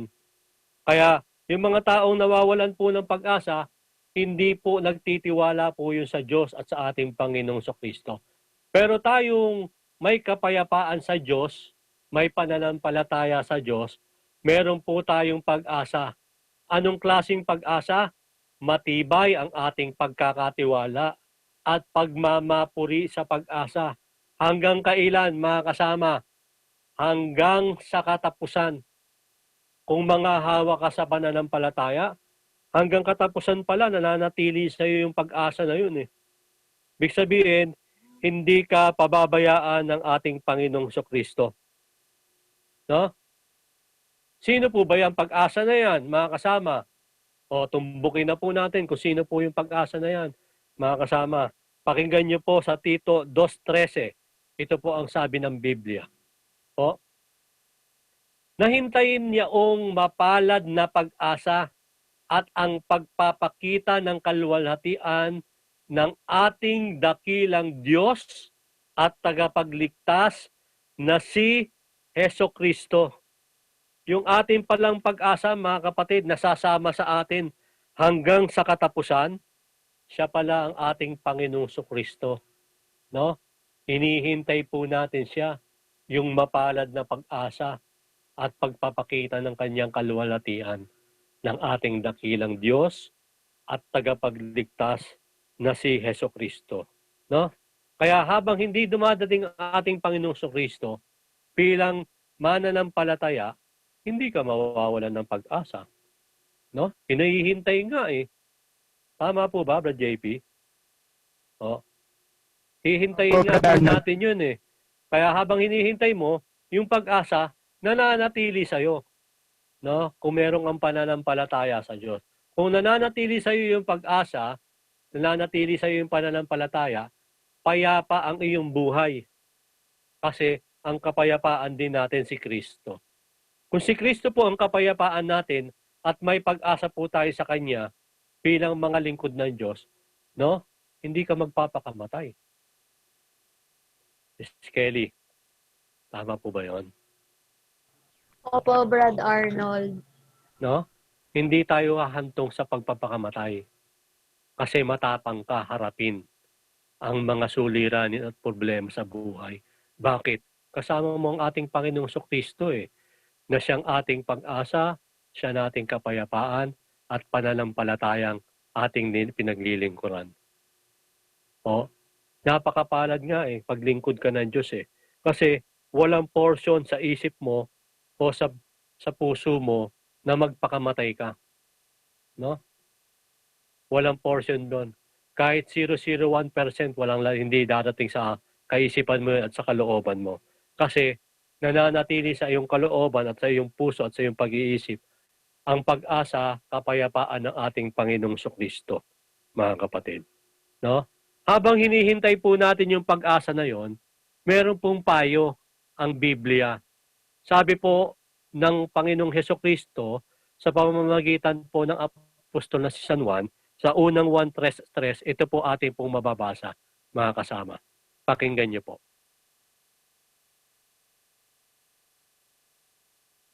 Yan. At sino mang mayroong ng pag-asang ito sa kanya ay naglilinis sa kanyang sarili, gaya naman niyang malinis. No? Sabi po ni San Juan, sino mang mayroon ng pag-asang ito, sino po yon? Yung ating Panginoong Kristo. No? Kung mayroon ka ng pag-asang ito, ang ating Panginoong Kristo, sa Kanya, ay naglilinis siya sa Kanyang sarili. Alam naman po natin ang panglinis sa sarili, kundi yung salita ng Diyos. Aking iningatan ang iyong mga salita sa aking puso upang wag akong magkasala laban sa iyo. 119:11 po ng awit. Sabi po ni David. No? Kaya, ang sino mang mayroon ng pag-asang ito sa kanya, maglilinis ka sa iyong sarili. Yan, no? Ang salita mo'y aking iningatan sa aking puso upang wag akong magkasala laban sa iyo. Ibig sabihin, yung salita ng Diyos, pinubulay-bulay mo, pinapakinggan mo araw-araw, no? Isinasabuhay mo para malinis ang iyong kalooban. Naglilinis ka sa araw-araw. Iniingatan mo siya. No? Kaya hindi ka magkakasala dahil sa pag-iingat mo doon sa mga salita ng Diyos. No? Balik po tayo sa tres-tres. Kaya yung salita po ng Diyos o yung pag-asang yan, iniingatan din yan, mga kasama. No? Ang pag-asang ito ay iniingatan at bukod sa iniingatan, naglilinis sa kanyang sarili. Gaya naman niyang malinis. Yung pag-asang yon, malinis kasi yon si Kristo, ating Panginoong Kristo. Gagayahin po natin siya, sabi ni San Pablo, mga kasama.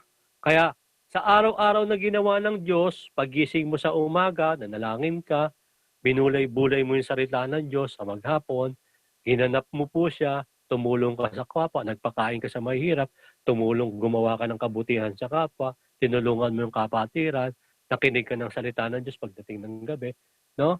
Tapos nanalangin ka pa gano'n. Paraan ng paglilinis po yun eh, no? Ang nangyayari po, wala nga po talagang portion ng buhay mo o ng kalooban mo o ng pag-iisip mo na magpapakamatay ka. Kasi nananatili sa iyong kalooban yung pag-asa na ating Panginoong Kristo. Pag-asa, kapayapaan, at pananampalataya. nanggaling po sa kanya, mga kasama. Alam niyo po, may shiner po dyan si Bess eh. Isang Bible exposition po doon, natatandaan ko, na scientifically at psychologically, meron pong portion po sa isip ng tao, no, nagtitrigger po yun ng depression eh.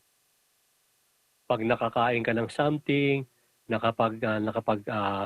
nalulung ka sa drugs, nalulung ka sa bisyo, nalulung ka sa sa sa sa alak, nalulung ka sa iba't ibang mga bagay na nagkokos po yun ng depression.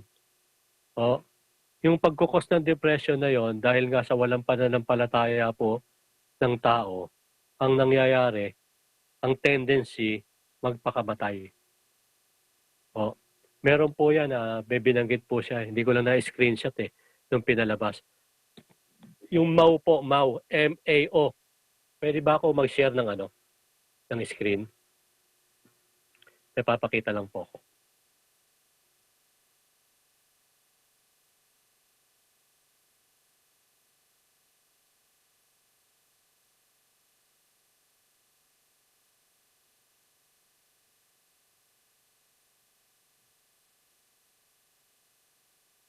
Nasaan na ako?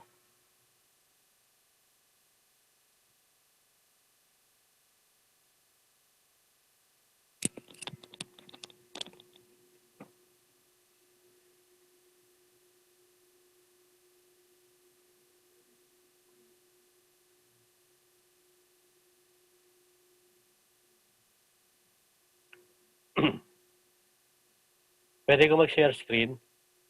May pababasa lang po ako. Hello po. Apo, Brother Arnold, pwede po. Nakita nyo na?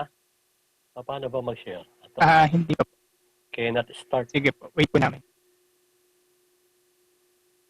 You cannot start eh.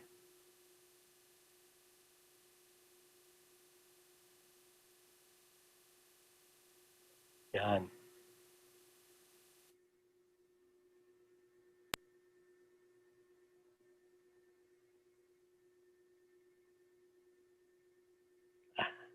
Nawawala ako. Pasensya na po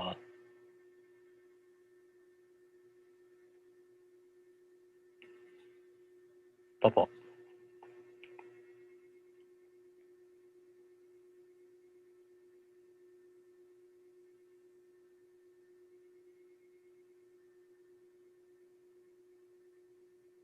Yan, kita nyo na? Opo, Brother Arnold, kita na po. Ayan po. Yan. Sa Collins Encyclopedia, yung MAO, in the pharmaceutical industry. Ibig sabihin po ng MAO, monoamine oxidase. I'm sure pinag-aralan din po ito nila Sis Angel. No? Po. Ito po ay isang drugs. No? Yung MAO po ito is an enzyme found in the brain. O, enzyme pala siya na nakikita sa brain and which is thought to be a cause of some types of depression. Yan. Ito pala yung cause ng isang type ng depression. Kaya yung MAO po removes many chemicals from the brain including serotonin, a chemical that help people sustain a positive mood. No? Pag pumasok po yung enzyme na yan sa brain ng tao, ang nangyayari po, yung positive mood mo, no, napapalitan po yan ng negative mood. Kasi nagkakaroon po siya ng chemical reaction dun sa utak natin, natatanggal po yung serotonin, no? Tapos, yung MAO na yan, the enzyme MAO reduces the concentration of certain compound in the brain. And this causes depression. Yan po ang nangyayari. MAO is an enzyme found in the brain and which is thought to be a cause of some depression. Yan. Okay na po. Balik ako sa sa aking kong video.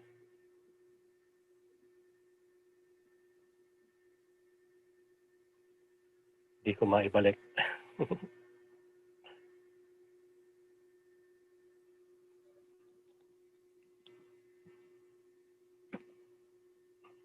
Nagets niyo po, mga kasama? Opo, Brad Arnold. Malinaw po. Yan. Pinakita po yan ni Brad Eli kung ano po yung function ng maw na yan. Dumating po sa punto na sinabi ni Brad Eli, yung mga tao pagdating po ng mga 25 years old, no? Nakakalahati na siya ng buhay niya. O, pag pumasok sa isip po yan, pag pumasok sa utak po yung enzyme na maw na yan, no? Ang nangyayari, parang yung contentment ng isang tao natapos na. Kontento na siya sa buhay. Yun ang paliwanag ni Brad Eli. No? Dahil kontento na siya sa buhay, ang tendency, nagsawa na siya sa kanyang pamumuhay. Nagkokos po ng depression at nagkokos po ng pagpapakamatay.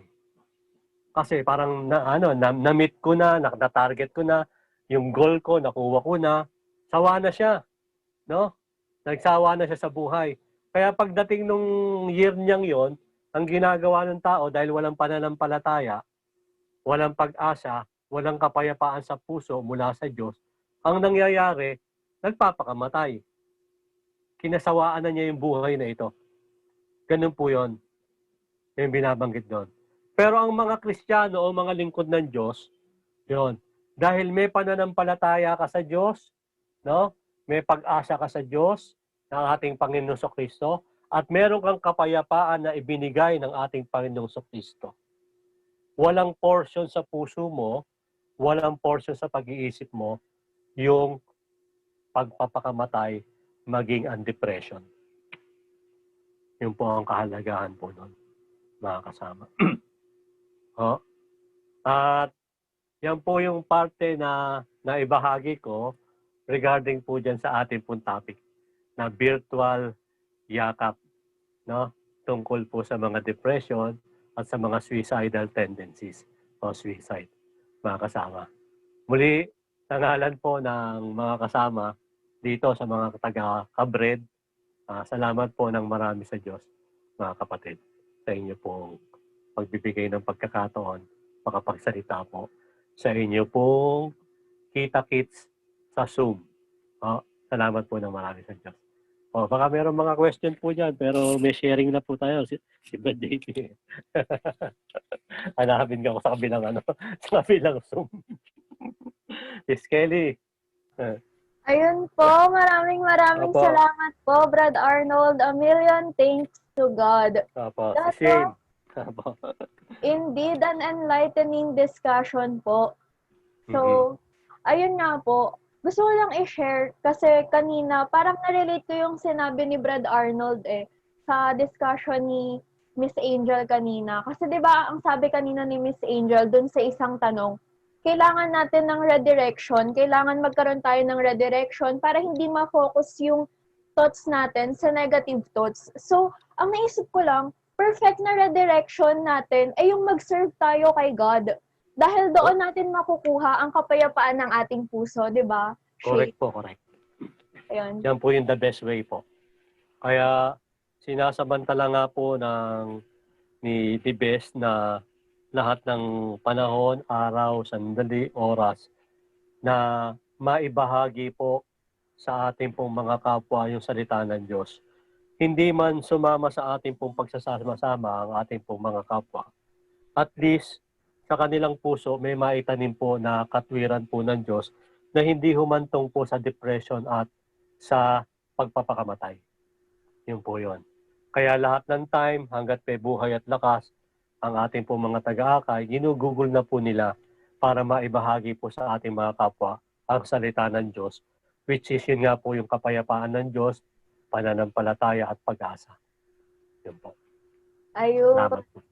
Thanks be to God, Brad Arnold, sa inyo pong discussion.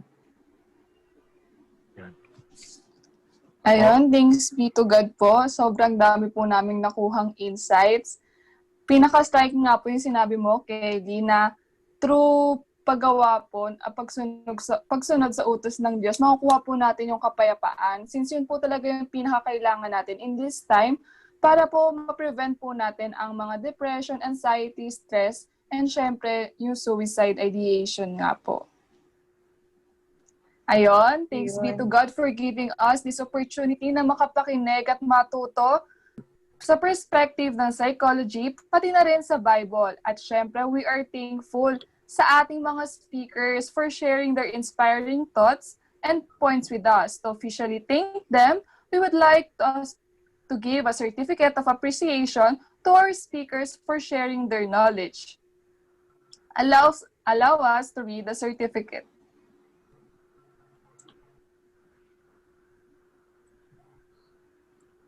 Ayun. Certificate of Appreciation. This certificate is hereby awarded to Miss Angel Enriquez for sharing her knowledge as a resource person in the event Virtual Yakap on Support and Companionship in this time of distance, given this 30th of September 2020. Signed by Mr. Raimundo Gadia, Bread Society Intramuros Area President, and Mr. Ramesses Macapagal, Bread Society West District NCR Advisor. Ayun. Thanks be to God po, Miss Angel, for joining us today. Thanks be to God po, Miss Angel, para sa pagpapa-unlock niyo po sa aming event. Ayan, mag-move naman tayo sa next nating certificate. Certificate of Appreciation. This certificate is hereby awarded to Mr. Arnold Saludes for sharing his knowledge as a resource person in the event Virtual Yakap on Support and Companionship in this time of distance, given this 30th of September 2020, signed by Mr. Raimundo Gadia, Bread Society, Intramuros Area President, and Mr. Ramesses Macapagal, Bread Society, West District NCR Advisor. Ayun, so a million thanks to God po sa ating mga naging speakers ngayong araw. Thanks be to God po, Miss Angel and Brad Arnold. Talaga namang napakarami namin naging takeaway sa ating mga naging discussions ngayong araw. Agree. At gusto ko ring malaman kung anong mga naging baong-baong insights and knowledge ang nakuha ng ating mga kasama. Kaya Kelly? Ayan, at para malaman natin kung ano ba ang kanilang mga insights, let's head to Twitter and read their tweets. Ayan, mukhang madaming nag-tweet ulit kasi kanina hindi natin nabasa ng buo. Ayun nga, Shane. So, ayan, balikan natin ang kanilang mga tweets. Ano pa kaya ang kanilang mga itinweet? Ayan, baka pwedeng i-full screen. Mula kay Gian Fernandez, I always say, mahal ka namin and you're always in my prayers when I feel that they get sad or depressed. Grabe, sobrang sweet naman nung you're always in my prayers. Diba, Kelly? Oo, grabe. Parang perfect way to say I love you. Diba? Yes, katulad nung kanina, pag-share ng Bible verse, ganun din kapag sinabihan ka ng you're always in my prayers, parang napakasarap sa kalooban, nakakagaan. Di ba, Kelly? Oo, tama ka dyan, Shane. So, ayun nga, let's head to our next tweet.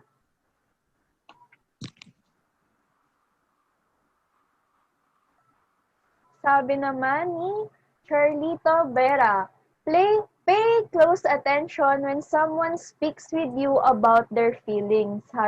#virtual yakap. Ayun, tama nga naman. Katulad ng sabi kanina ni Miss Angel, di ba, Shane? Mukhang nakinig ng mabuti to. Nakapaglista at na-tweet niya. Buti naman at na-tweet para ma-share sa ating mga kapwa. Ano pa kaya mga kanilang tweet? Mula kay Hannah Mitzi, if your friend is trying their best to reach you out, listen to what they have to say. Let them finish. Ayun nga yung sinabi kanina ni Miss Angel, no? Na mas maganda na pinapatapos natin yung mga sinasabi ng ating mga kaibigan. Yes. Kelly? Next tweet. Mula naman kay Lainey. minsan talaga yung may makaalala lang sa yung tao and sasabihin, kumusta ka na? It's a big impact for you. Sometimes we need this. Kung okay ka pa ba para may mapaglabasan ng rants mo. #virtual yakap. So ayun no, sobrang laking effect talaga ng nagagawa ng simpleng pangangamusta lang, Shane. Yes, Kelly. Syempre kasi minsan nga, sinabi nga kanina ni Miss Angel na minsan yung mga ganong tao, hindi sila ready mag-open up. Pero kapag ikaw naman yung nag-engage to open up conversation, syempre, ayun, slowly, mag-open up na sila sa'yo. Di ba, Kelly? Agreed. So, ayun. Ano pa kaya? May mga tinweet pa kaya sila? Mula kay Uy, keep things in perspective. Be optimistic. Ayun, be optimistic naman talaga, Kelly, ano? Oo, tama. Ayun nga, sabi ni Brad Arnold kanina, magkaroon tayo ng pag-asa. So, next tweet.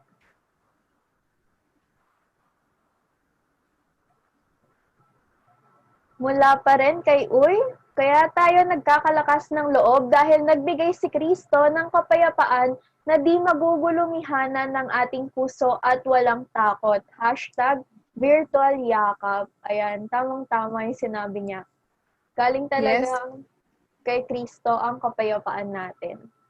Yes, Kelly. Parang yung best companion si Christ talaga, no? Since hindi lang sa lahat ng may offer ng mga tao sa kanilang friends, iba pa rin yung na-offer ni Jesus Christ na binibigyan tayo ng kapayapaan, which is yun yung pinakakailangan natin. Totoo yan. Kaya, kung meron tayong talagang malalapitan, in times na walang-wala na tayo, si Kristo talaga yon.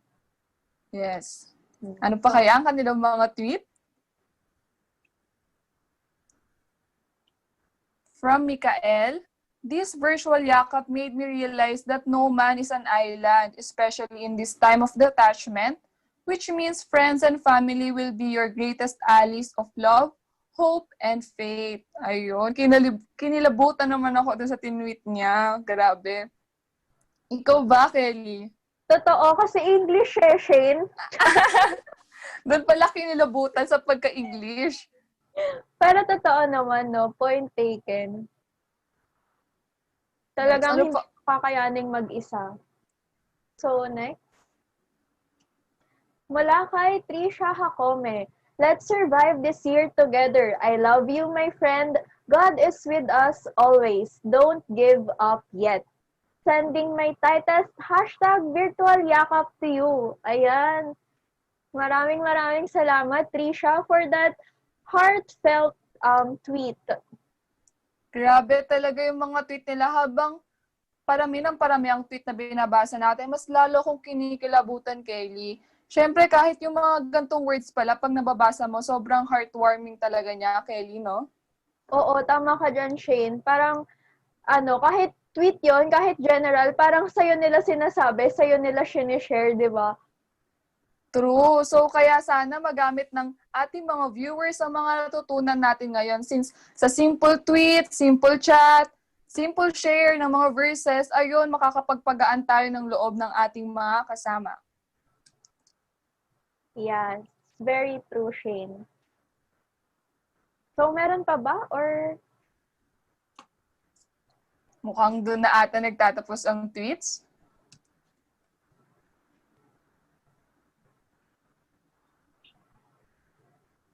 Ay, meron pa. May pahabol. Sige. Mula kay Han, laking tulong nito sa akin, especially sa mga kaibigan ko na may problema at tila ba nawawalan pa ng pag-asa. Salamat po sa Diyos sa gantong mga pagkakataon. Babaunin po namin lahat ng natutunan namin dito. #virtual yakap. Ayun, grabe. Salamat po sa Diyos sa mga gantong feedback na madami sila natututunan. Di ba, Kelly? Oo, grabe. Nag-pay off talaga yung pinaghandaan ng Bread Society dahil sa ganitong support na natatanggap natin mula sa ating audience. Ayun, mukhang last slide na yon. Ayun nga, Shane. Grabe, ang saya ng puso ko kasi hindi lang ako yung may natutunan sa webinar na to.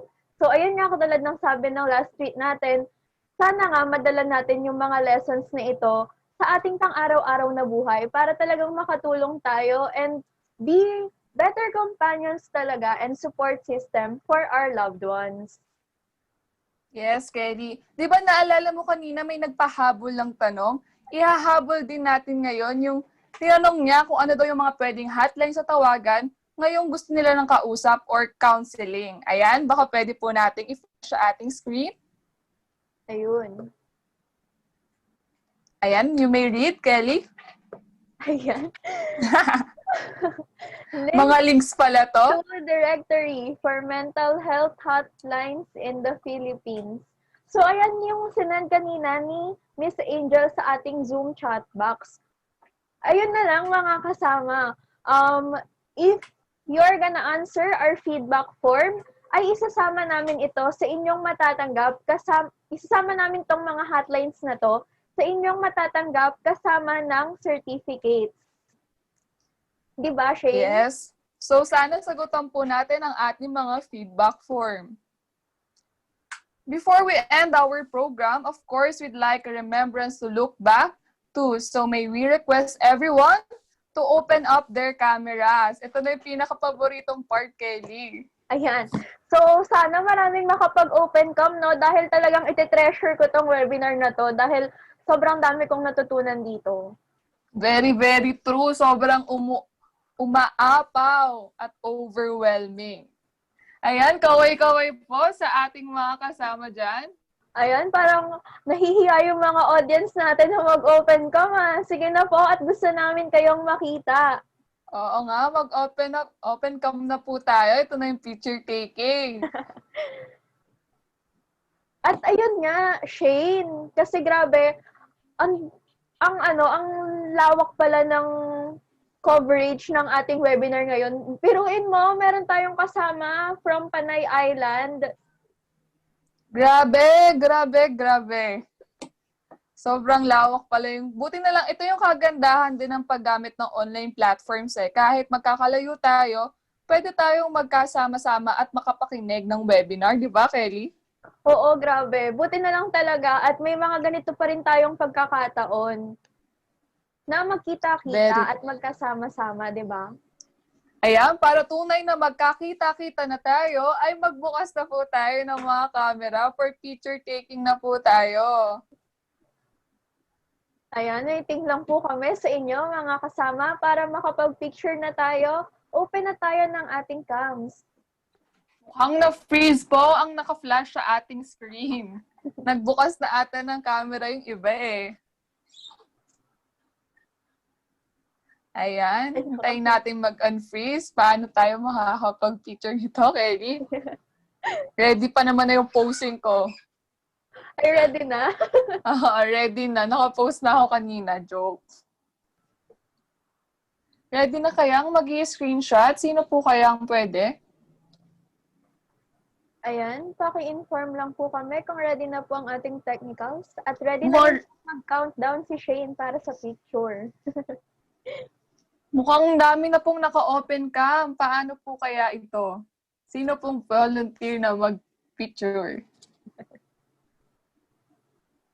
AKA. Kuya Baka AJ, hello. Kasi naka-freeze yung... Pero nare-record po ba sa kanya? Hindi po ba naka-freeze sa screen niya po? Ang dami na po atang nakabukas talaga na camera. Tinitingnan ko na lang dito sa gallery view eh. Talagang ready sila pag picture taking. Oo nga, no? Ang dami na. Sino kaya pwedeng sumalong muna? Dahil naghihintay. Pasalo daw po muna. Parang may mga nakikita na akong grabe ang lalawak ng mga ngiti. Ayan na, mag-picture na tayo. Sige, ako muna.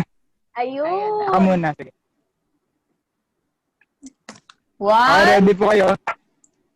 Ikaw na kuya, magbilang. Sige, throw your cute smile pa. Share First page po muna. Ready? 1, 2, 3. Okay, wait po. Sige, next page po. Smile lang kayo. Chill lang. Ready? 1, 2, 3.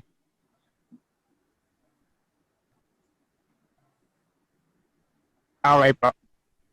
Back to you, host. Ayun, thanks be to God po, Kuya Jepoy. At parang nag-freeze din tayo doon, Shane. Literal na nag-freeze tayo sa pictures. Oo nga, nag-freeze. Bakit gusto mo ba nang nagalaw sa picture? Iba na yun, hindi na yung ano picture. ko eh, nangalay yung lobby ko doon eh. So, ayun. Ay. Ayan, Kelly. That concludes today's event. So, ayan, mukhang maraming magiging better companions after this event, Shane. Dahil sa kabuuan, ay nagkaroon tayo ng... Ayan, mukhang marami tayong nakuha attendees. Ang dami nating naging attendees, no? Hindi mabilang.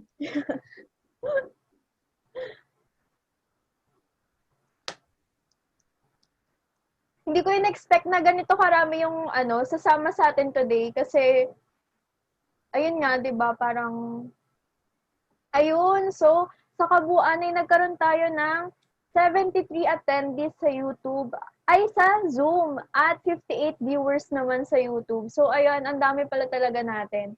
A million Grabe, thanks. mula pa yon sa iba't ibang lugar.